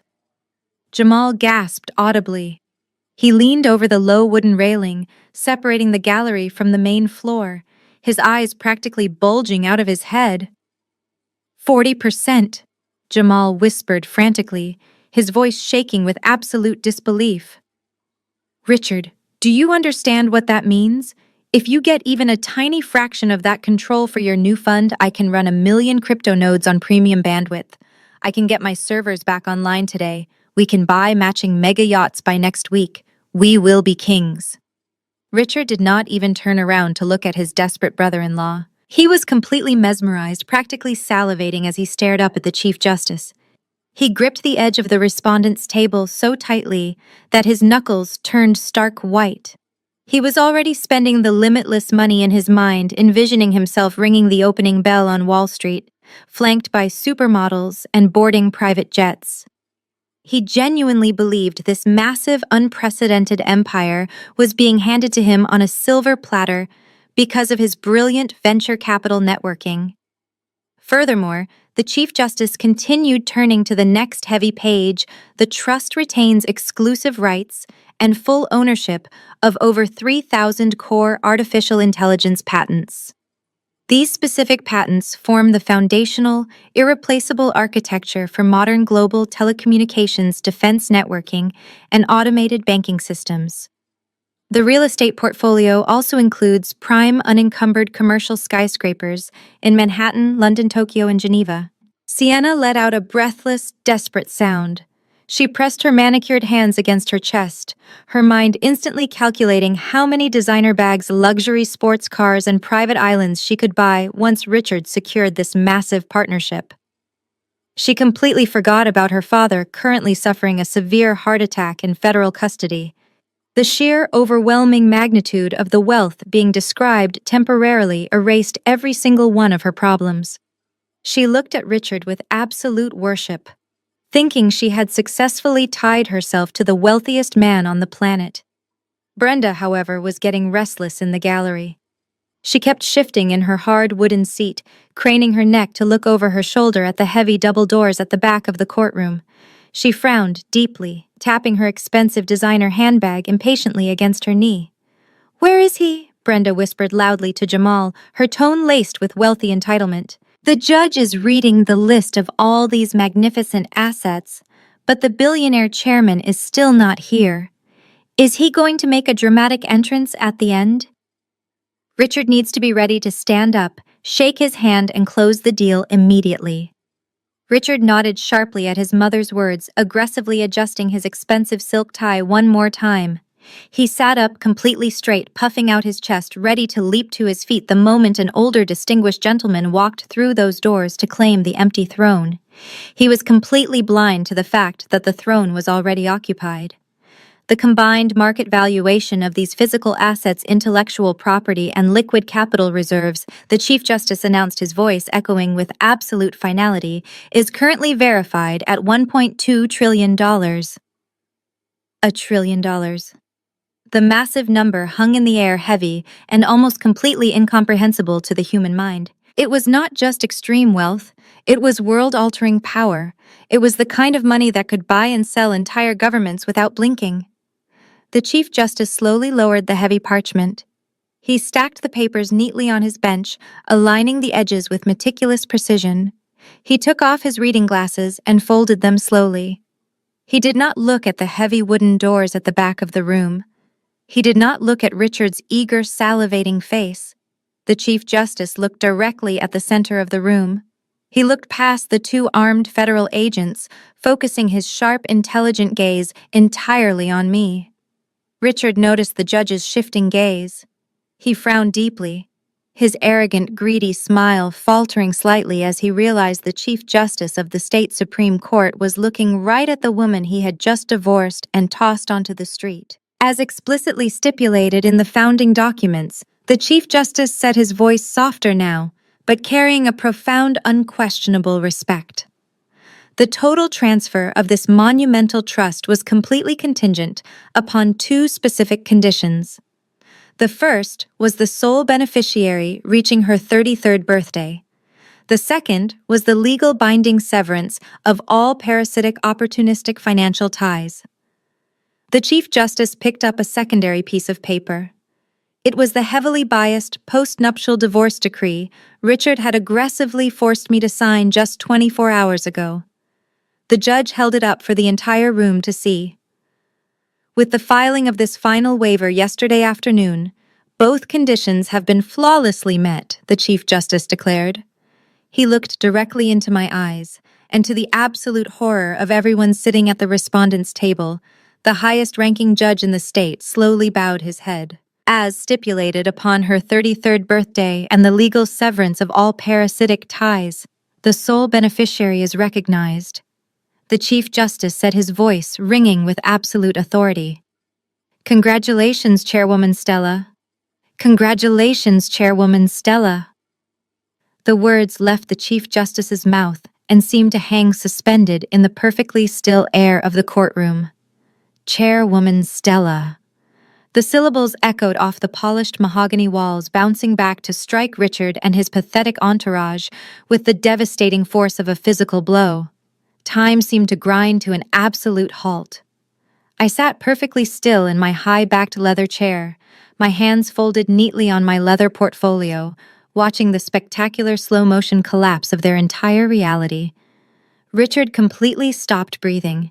His chest, which had been puffed out with such profound, arrogant pride just seconds before, completely caved in. The smug, greedy smile that had been plastered across his face practically melted off, sliding away to reveal a mask of sheer, unadulterated horror. His eyes widened to an unnatural degree, locked onto me in absolute terror. He stared at my tailored charcoal suit, my calm expression, and the federal agents guarding my flanks, his brain desperately trying to reject the impossible truth. He looked like a man who had just stepped off a cliff in the dark, experiencing that agonizing, terrifying moment of weightlessness before the fatal impact. Next to him, Sienna's perfectly manicured hands went entirely limp. The heavy, exclusive designer handbag she had been clutching like a lifeline slipped from her fingers. It hit the hardwood floor with a dull, heavy thud, the sound completely ignored by everyone in the room. Her jaw went slack. The vibrant color drained completely out of her face, leaving her spray-tanned skin looking pale and sickly. Her mind, already fractured by the news of her father's federal arrest and total bankruptcy, finally shattered into a million irreparable pieces. The woman she had mercilessly mocked, the woman she had thrown a $100 bill at for a cab ride, was the anonymous billionaire who had just legally destroyed her family's entire banking empire. Behind them in the gallery, the physical reactions were even more severe. Jamal let out a strange, high-pitched wheeze. His knees completely gave out beneath him. The massive, sudden loss of his crypto empire and the terrifying realization of who controlled the server farms hit him like a freight train. He collapsed forward, his heavy body slamming into the low wooden railing separating the gallery from the tables. He gripped the polished wood with white-knuckled desperation, trying to keep himself from sliding completely onto the floor. His bright blue velvet jacket was completely soaked in cold sweat. He stared at me, his eyes glassy and vacant, realizing that the sister-in-law he had relentlessly bullied was the undisputed owner of the digital infrastructure he relied on to survive. Brenda made a sickening, wet, choking sound. She clutched her expensive silk blouse right over her heart, her mouth opening and closing like a fish pulled out of water. The pristine elitist hierarchy she had worshipped her entire life had just been violently flipped upside down. The uncultured orphan she had banned from sitting at the head of her holiday table was now sitting on a trillion-dollar throne, recognized by the highest levels of the federal government. Brenda slumped back against the hard wooden bench, her designer handbag slipping off her lap, her eyes rolling back slightly as she struggled to pull oxygen into her panic-stricken lungs.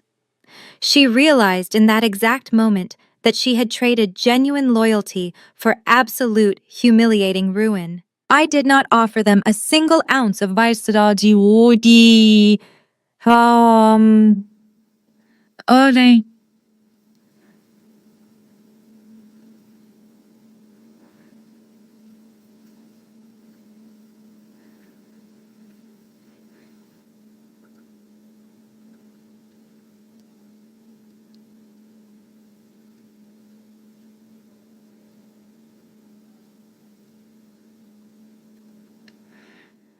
I did not offer them a single ounce of pity. I simply watched them drown in the terrifying consequences of their own monstrous greed. They had spent years building a house of cards on top of my quiet patience, and now a hurricane had arrived. Finally, Richard's paralyzed lungs forcefully dragged in a ragged, desperate breath. His chest heaved violently. His brain simply broke under the sheer weight of his monumental miscalculation. He could not accept that he had legally locked himself out of $1 trillion inheritance just 24 hours ago. He scrambled to his feet, his chair scraping loudly against the floorboards. He pointed a violently shaking finger at me, his eyes wild and completely unhinged. "No!" Richard stammered, his voice cracking into a pathetic, high-pitched whine. "No, this is wrong. She fixes old books. She is broke. She worked at a public library. This is a massive fraud. She does not own any data centers. She does not own any patents. You are making a terrible mistake, Your Honor. She is lying to you, just to get back at me." I looked at his shaking finger and let out a soft, humorless laugh. My voice, when I finally spoke, was completely cold and commanding. It cut through his pathetic whining and filled every single corner of the quiet courtroom. "There is no mistake, Richard," I said smoothly. "And I am not lying. The woman who fixed old books, the woman who worked 3 minimum wage shifts to pay for your expensive master's degree, was a carefully designed test. It was a test you failed in the most spectacular, humiliating way possible." I leaned forward in my leather chair, resting my hands on the mahogany table. My father built Aegis Global from the ground up. He was a brilliant man, but he knew exactly what massive wealth does to people. He knew it attracts greedy, parasitic individuals who would try to use me to elevate their own pathetic ambitions. He was terrified that I would fall into the hands of a gold digger. He wanted me to experience the real world. He wanted me to find a true partner who loved me for my loyalty and my character, not for my trillion-dollar portfolio. So he locked my true identity away. He placed my entire inheritance into a blind trust, completely sealed until my 33rd birthday, with one ironclad condition. I had to be legally severed from any opportunistic leeches before I could take my rightful place on the throne. I watched Richard swallow hard, his throat working frantically as the pieces began to snap together in his mind. "You thought you were so incredibly smart?" I continued, my voice never rising above a calm, lethal register. "For 7 years, I played the role of the devoted, exhausted wife. I watched you take my hard-earned money and use it to build your arrogant venture capital fantasies. I listened to your mother degrade my orphan background at every single holiday dinner. I tolerated Jamal eating my food and sleeping on my couch while he mocked my thrift store clothes. I gave you every opportunity to be a decent human being." I stood up slowly. The federal agents behind me adjusted their stances, their eyes locked on Richard. "But 3 days ago you reached the absolute peak of your delusion," I said, taking a slow step to the side of the table. "You sat across from me in the mediation room, laughed directly in my face, and threw a $5,000 check at me like I was a desperate beggar. You watched your new mistress throw a $100 bill at my feet. Your mother threw my precious antique tools onto the front lawn and called them garbage. You told me I brought absolutely no value to your life. You told me I was dead weight." Sienna whimpered from the table, burying her face in her hands. "So, I decided to show you exactly how much value I control," I announced, my words striking them like physical blows. Over the last 72 hours, I did not just sit in a rented apartment crying over our broken marriage. I took my rightful place as the chairwoman of Aegis Global, and I systematically dismantled your entire universe. It took exactly 3 phone calls to erase everything you thought you owned. I looked directly at Sienna. "I am the anonymous institutional lender who executed the hostile takeover of your father's commercial bank. I am the one who called in his massive loans and sent the federal agents to his corporate headquarters to arrest him for fraud." I shifted my gaze to Jamal in the gallery. "Jamal, I am the owner of the data centers who permanently terminated your crypto mining nodes. I flagged your account, shut off your bandwidth, and forced the liquidation of your highly leveraged trades. Cut off your bridge loans, and ordered the federal audit that will permanently end your pathetic career. I ruined all of you before you even woke up this morning." The courtroom was dead silent. The absolute magnitude of my revenge hung heavily in the air. Richard stared at me, his chest heaving. The realization of what I had done washed over him, but instead of feeling remorse or absolute defeat, the sheer scale of the money completely warped his fragile mind. His brain simply could not process losing $1 trillion. The terror in his eyes suddenly vanished, replaced by a blinding psychotic greed. He started to chuckle. The chuckle grew into a loud, maniacal laugh that echoed wildly off the mahogany walls. "Wait!" Richard shouted, his face stretching into a terrifying, greedy grin. "Wait just a minute. You inherited this money. But we were legally married for 7 years. We built a life together in this state. You acquired this massive asset during our marriage. Half of that $1 trillion trust is legally mine. Under state law, I own half." I let his words hang in the air for a moment. Richard was practically vibrating with a sudden manic joy. His greedy mind had instantly calculated the math. $600 billion. He genuinely believed that despite everything he had done, despite the absolute cruelty he had subjected me to the family court legal system, was going to reward him with exactly half of my empire. He looked at Sienna, who had stopped crying on the floor and was now staring up at him with a desperate, reignited flicker of hope. He looked at Jamal, who was pulling himself up by the heavy wooden railing, suddenly thinking his crypto servers might be saved and his massive debts erased. They all thought they had found the ultimate legal loophole. They thought they had snatched an impossible victory from the jaws of absolute defeat. I did not raise my voice. I did not argue with his aggressive interpretation of state marital property laws. I did not even look at his overpriced divorce lawyer, who was currently staring at his client with an expression of profound, dawning horror. Instead, I reached into my unmarked leather portfolio. I pulled out a single thick stack of textured legal paper. It was not a document drafted by my corporate legal team.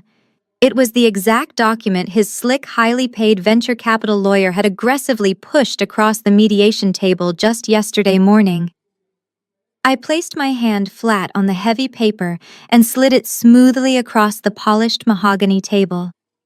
It came to a stop directly in front of Richard, right next to his trembling hands. "Do you recognize this, Richard?" I asked quietly, my voice perfectly steady in the chaotic room. Richard looked down at the document. His manic, triumphant grin faltered slightly as his eyes scanned the bold legal header. It was the heavily biased, post-nuptial divorce decree, the absolute trap he had so proudly built and forced me to walk into. "You were so incredibly terrified that I would try to take a tiny fraction of your future venture capital money," I said, my words echoing with pure, lethal irony. "You bragged about closing a $500 million deal. You told me you needed to protect your massive success from a broke, pathetic woman who only knew how to glue antique books together. You demanded an ironclad legal barrier so I could never touch a single penny of your wealth. You wanted me locked out of your high-class future forever." Richard stared at his own signature at the absolute bottom of the page. The heavy black ink from his expensive gold fountain pen looked like a physical chain binding him directly to his own doom. I leaned forward, tapping my manicured fingernail directly on the 4th page of the document. "Let me read your own brilliantly crafted clause back to you," I said. I spoke slowly, clearly enunciating every single word so it would burn permanently into his memory. "Both parties completely and permanently waive all rights to any current and future undiscovered assets." The Chief Justice leaned forward from his elevated bench, confirming my statement with the heavy weight of the law. That document was legally filed and fully authenticated by the court yesterday afternoon. The Chief Justice stated, his voice completely void of any sympathy. "It is an ironclad, unbreakable financial severance under state jurisdiction. You hold absolutely no legal claim to the Aegis Global Trust or any of the chairwoman's assets." The realization did not hit Richard all at once. It crashed down on him in agonizing, suffocating waves. He looked at the paper. He looked at me. He looked at the Chief Justice. He had forcefully instructed his lawyer to draft that specific clause. He had forced me to sign that document. He had mocked me while I pretended to hesitate. He had laughed right in my face, completely unaware that his own supreme arrogance was blinding him to the biggest financial blunder in human history. because he was so desperately greedy to protect a mere $500 million from the woman who supported him, he had legally and permanently locked himself out of a $1.2 trillion empire. The math finalized in his breaking brain. $600 billion. He had literally held his gold pen, smiled directly at me, and happily signed away $600 billion of pure, untouchable wealth. The fragile manic hope in Richard's eyes instantly shattered into a million pieces of absolute despair. The human mind is simply not built to process a loss of that incomprehensible magnitude, especially a loss entirely caused by its own malicious stupidity. Richard let out a sound that was not entirely human. It was a guttural, agonizing scream that tore from the deepest, darkest pit of his chest. He collapsed forward onto the table. He grabbed the heavy legal document, his hands shaking so violently the paper crumpled in his fists. But destroying the paper could not undo the legal reality. He raised his hands to his head, burying his fingers deep into his perfectly styled hair. He pulled and tore at his own hair, screaming in pure, unadulterated mental agony as the reality of his monumental failure completely consumed his shattered mind. I watched him tear at his own hair, his agonizing screams echoing through the silent courtroom. For 7 long years, I had quietly absorbed his insults, his financial abuse, and his overwhelming arrogance. I had waited for the exact moment when his greed would eclipse his logic. Watching him completely break down over the devastating consequences of his own signature, I felt absolutely nothing but cold, clinical satisfaction. I did not ask the heavily armed federal agents to silence his pathetic outburst. I simply sat back in my high-backed leather chair and let him scream. I let him wail until his vocal cords finally gave out, until his manic, psychotic energy completely drained away, leaving him slumped awkwardly over the polished mahogany table. He was a hollow, broken shell of the confident man who had strutted into the room just 20 minutes prior. But the loss of his imaginary $600 billion was only the beginning of his punishment. Losing the money was merely his emotional destruction. Now it was time for the swift legal execution. I turned my attention away from Richard's sobbing, pathetic form and looked up at the Chief Justice. I reached back into my unmarked leather portfolio. I bypassed the standard family court forms and pulled out 3 thick, heavily bound dossiers. They were securely stamped with the dark red seal of the Federal Financial Crimes Division. I handed the heavy folders directly to the lead federal agent standing to my right. These files contain the complete, unedited internal ledgers from the commercial bank owned by Sienna's father. I stated calmly, projecting my voice so every single person in the room could hear the final nail being driven into their coffins. My corporate intelligence team at Aegis Global spent the last 48 hours conducting a comprehensive forensic audit of their entire banking operation. We did not just uncover massive institutional failure. We uncovered a highly coordinated, deeply illegal money laundering scheme designed to artificially inflate the bank's stock value while simultaneously hiding millions of dollars in toxic, unrecoverable debt. Sienna stopped crying immediately. She looked up from the floor, her tear-streaked face twisting in absolute terrified confusion. But it was my next sentence that completely shattered whatever tiny, fragile alliance still existed between her and Richard. And the primary architect of that illegal scheme, I continued pointing my manicured finger directly at my ex-husband, was Richard. In order to secure the massive bridge loans he desperately needed to launch his new venture capital fund, Richard actively helped her father falsify the federal reporting documents. He utilized his high-level financial credentials to hide the stolen money in untraceable offshore shell companies. He is deeply, unequivocally complicit in the exact corporate fraud that just completely destroyed her family. Sienna scrambled to her feet, her designer heels slipping slightly on the polished hardwood floor. The horrifying realization hit her like a physical blow to the chest. Richard had not just failed to magically save her father from the Aegis Global takeover. Richard was the exact reason the federal agents had raided the bank in the first place. His reckless greed and illegal financial maneuvering had drawn the immediate attention of the federal authorities and single-handedly triggered the collapse of her entire luxurious life. She lunged across the short distance separating them, She grabbed Richard fiercely by the lapels of his expensive Italian suit and violently yanked him upward. "You ruined us!" Sienna screamed, her voice completely raw and hysterical. "You used my father to fund your pathetic dreams. You promised us an empire, and you dragged my family straight into a federal prison. You disgusting, arrogant liar!" She pulled one hand back and slapped him incredibly hard across the face. The sharp, violent crack of her hand hitting his cheek echoed loudly in the silent room. She slapped him again, her heavy designer rings cutting deeply into his skin, screaming at him to fix it, demanding that he magically undo the absolute catastrophe he had just caused. Richard did not even try to defend himself. He did not raise his hands to block her frantic, painful blows. He simply let his head snap back and forth with every single violent slap. His eyes were completely vacant, staring blankly at the crumpled post-nuptial waiver resting on the table. His mind was entirely gone, permanently trapped in the agonizing realization that he had willingly signed away a $1 trillion fortune. He was completely catatonic. Sienna raised her hand to strike him a third time, but she never got the chance. The lead federal agent stepped smoothly around my chair. He grabbed Sienna forcefully by the wrist, easily restraining her frantic movements. The agent then reached back to his tactical belt, producing heavy steel handcuffs. The heavy steel handcuffs clicked shut around Sienna's wrists with a sharp metallic snap that echoed through the courtroom. She gasped, looking down at the cold metal binding her hands, the reality of her new life finally crashing down upon her. The federal agent pulled her arms behind her back, reading her Miranda rights in a bored, monotone voice that only amplified her absolute humiliation.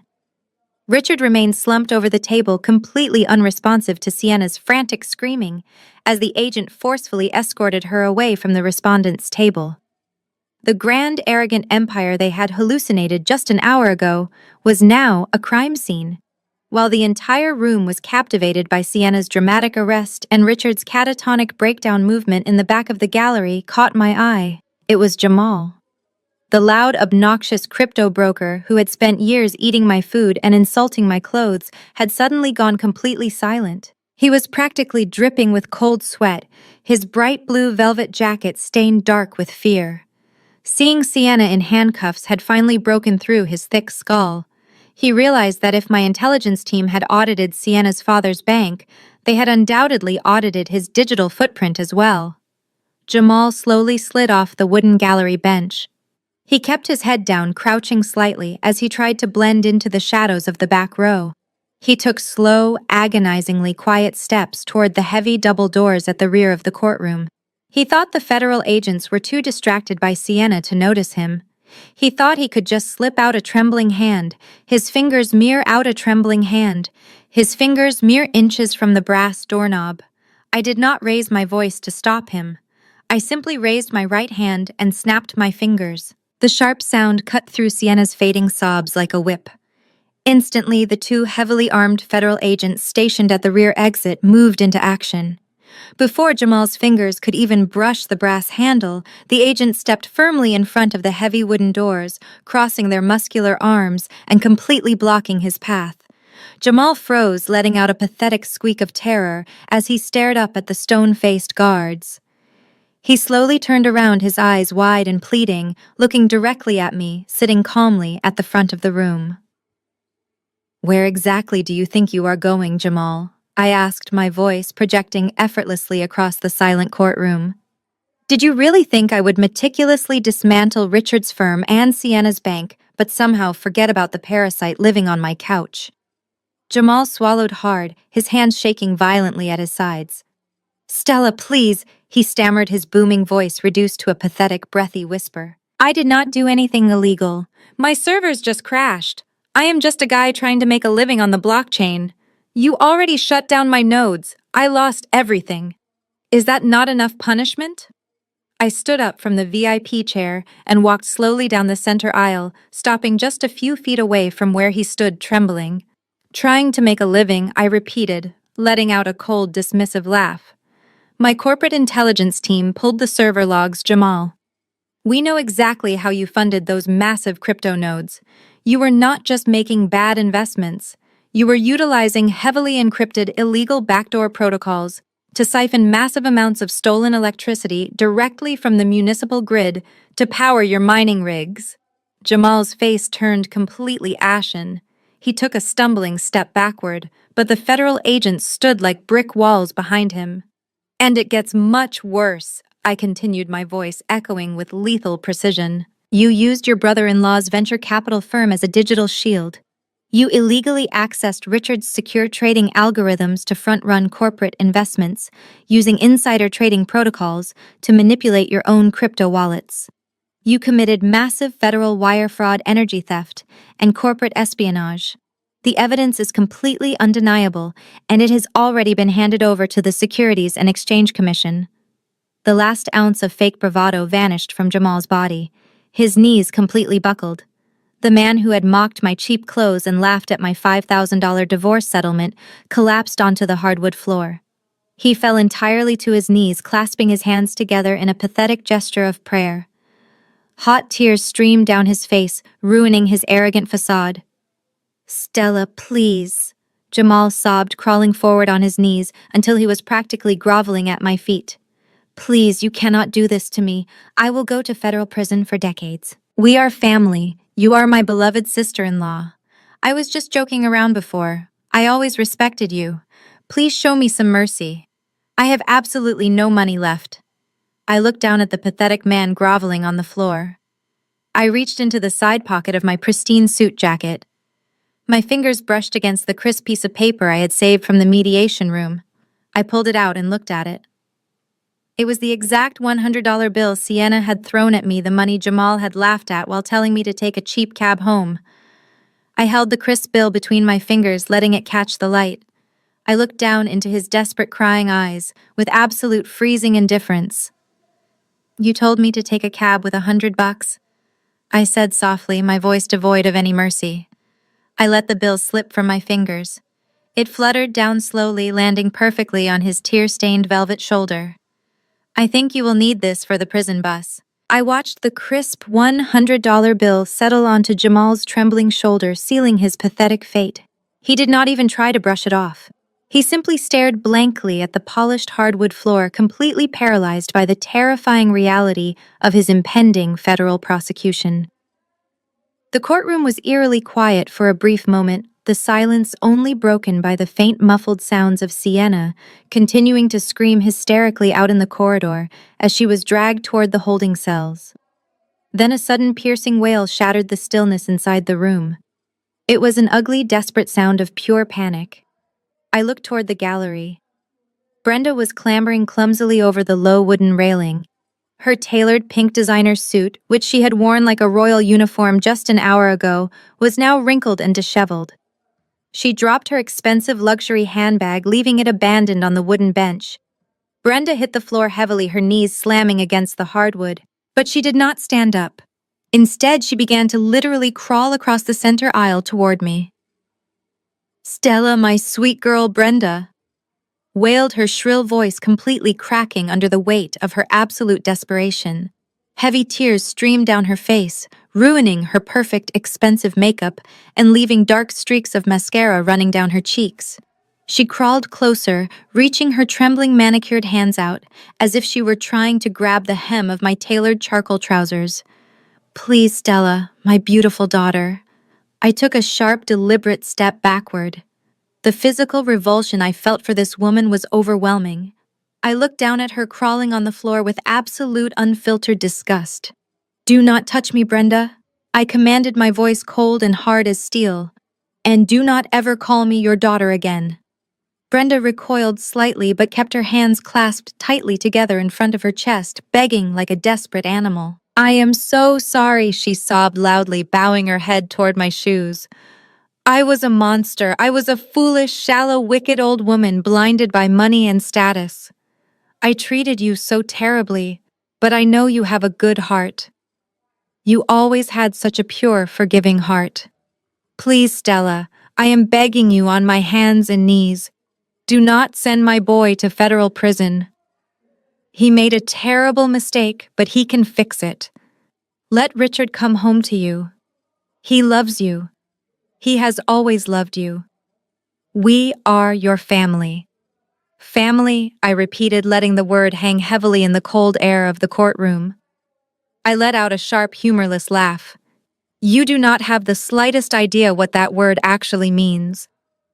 I looked down at her weeping, pathetic form, feeling a deep sense of closure. For 7 years, you made it your absolute mission to ensure I knew I was an unwanted outsider. You constantly reminded me that I was an uncultured orphan who did not deserve to breathe the same air as your brilliant son. You intentionally sat me at the far end of every holiday table. Yesterday, you literally threw my mother's precious antique restoration tools into the dirt and proudly called my heritage garbage. You built your entire identity around the fragile, pathetic illusion of high society judging human beings exclusively by their net worth.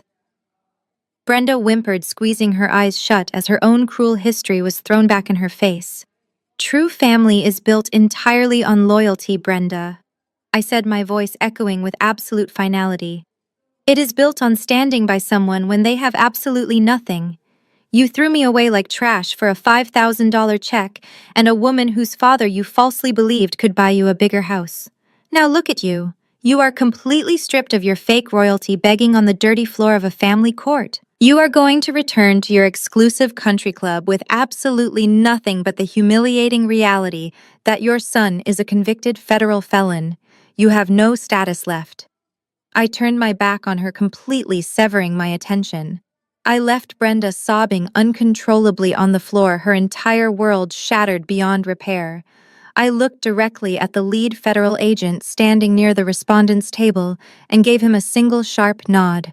The agent moved immediately. He stepped up behind Richard, who was still slumped over the table staring blankly into space. Richard, you are under arrest for conspiracy to commit federal wire fraud and massive corporate money laundering, the agent announced firmly. The agent grabbed Richard's wrists, pulling his arms forcefully behind his back. The sharp metallic click of the heavy steel handcuffs, snapping shut around his wrists, acted like a violent electric shock. The cold steel instantly snapped Richard out of his catatonic trance. The terrifying reality of prison finally pierced through his broken mind. Richard gasped, his eyes flying wide open with pure, unadulterated terror. As the federal agents hauled him roughly to his feet, he began to struggle wildly. He dug the heels of his expensive Italian shoes into the polished floor, fighting the inevitable with every ounce of his remaining strength. He twisted his head around his eyes, locking onto me with a look of absolute soul-crushing desperation. Stella Richard screamed, his voice tearing his vocal cords as the agents forcefully dragged him backward toward the heavy double doors. "Stella, wait! Please!" He thrashed violently against the unyielding grip of the federal agents, his perfectly styled hair now a chaotic, sweaty mess. "I am sorry," he wailed, tears of pure terror streaming down his face. "I made a huge mistake. Give me one more chance. I love you, Stella. You are my wife. Please do not let them take me." The heavy oak doors of the courtroom slammed shut behind me with a loud, absolute thud, instantly cutting off Richard's frantic, wailing pleas for a second chance. The heavy, suffocating air of the family court proceedings, thick with greed and manipulation, was completely sealed inside with him. Stepping out onto the broad, white marble steps of the courthouse, the bright midday sun immediately warmed my face. I took a deep, untroubled breath of the crisp city air. I had entered this building hours ago as an allegedly broke, desperate woman facing an arrogant adversary. I was leaving it as the undisputed architect of his total, unequivocal destruction. Down at the street level, the chaotic traffic of the city moved with its usual relentless energy, completely oblivious to the colossal shift in power that had just occurred. But waiting for me at the base of the long courthouse stairs was a scene that belonged to an entirely different world. A fleet of 5 pristine, unmarked black SUVs, armored and gleaming perfectly under the sun, sat idling in a rigid, synchronized line. Surrounding the vehicles were my elite security details and members of my executive intelligence team, their dark suits cutting a sharp contrast against the pale marble. As I began my descent down the wide steps, the lead security officer from the courtroom walked briskly ahead, opening the heavy reinforced door of the center Maybach SUV. He stood at perfect attention, waiting to escort me away from the wreckage of my old life.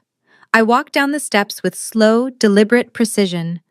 I did not rush. I did not look over my shoulder. Every single step I took felt lighter, shedding the accumulated weight of 7 years of condescension and betrayal.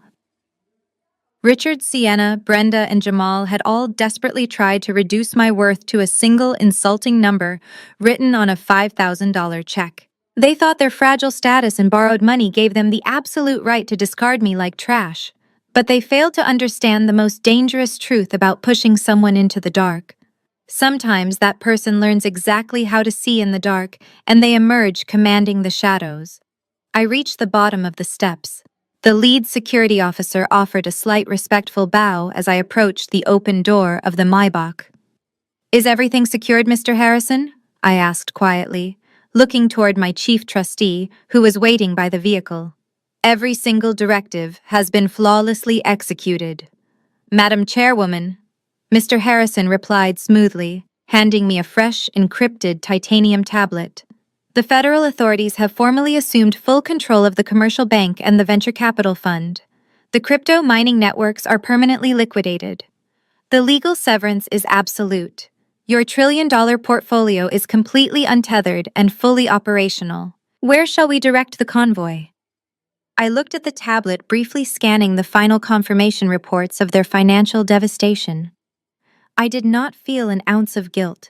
I simply felt the profound, satisfying equilibrium of absolute justice. I handed the tablet back to him and stepped up into the luxurious leather interior of the armored SUV. "Take me to the global headquarters," I instructed, my voice calm and commanding. "It is time to get to work." The heavy armored door closed with a solid, reassuring sound, sealing me inside the quiet sanctuary of the vehicle. The entire convoy moved in perfect synchronization, pulling smoothly away from the courthouse curb and merging flawlessly into the heavy city traffic. I leaned back into the plush leather seat, watching the massive, imposing facade of the courthouse fade away in the rearview mirror. I was leaving the trash exactly where it belonged, locked inside the federal system, completely destroyed by their own monstrous greed. Sometimes the trash takes itself out, and in Richard's case, his own monumental greed was the incinerator. Have you ever had someone significantly underestimate your worth, only to deeply, painfully regret it when you finally showed them exactly who you truly are? Let me know your story in the comments below. If you loved seeing Richard aggressively sign away his own billion-dollar salvation and absolutely destroy his own life, hit that like button, subscribe to the channel, and share this with someone who needs a reminder to never ever let anyone treat them like they are broke. Your value is defined by your own strength, not by the limited imagination of those who try to keep you down.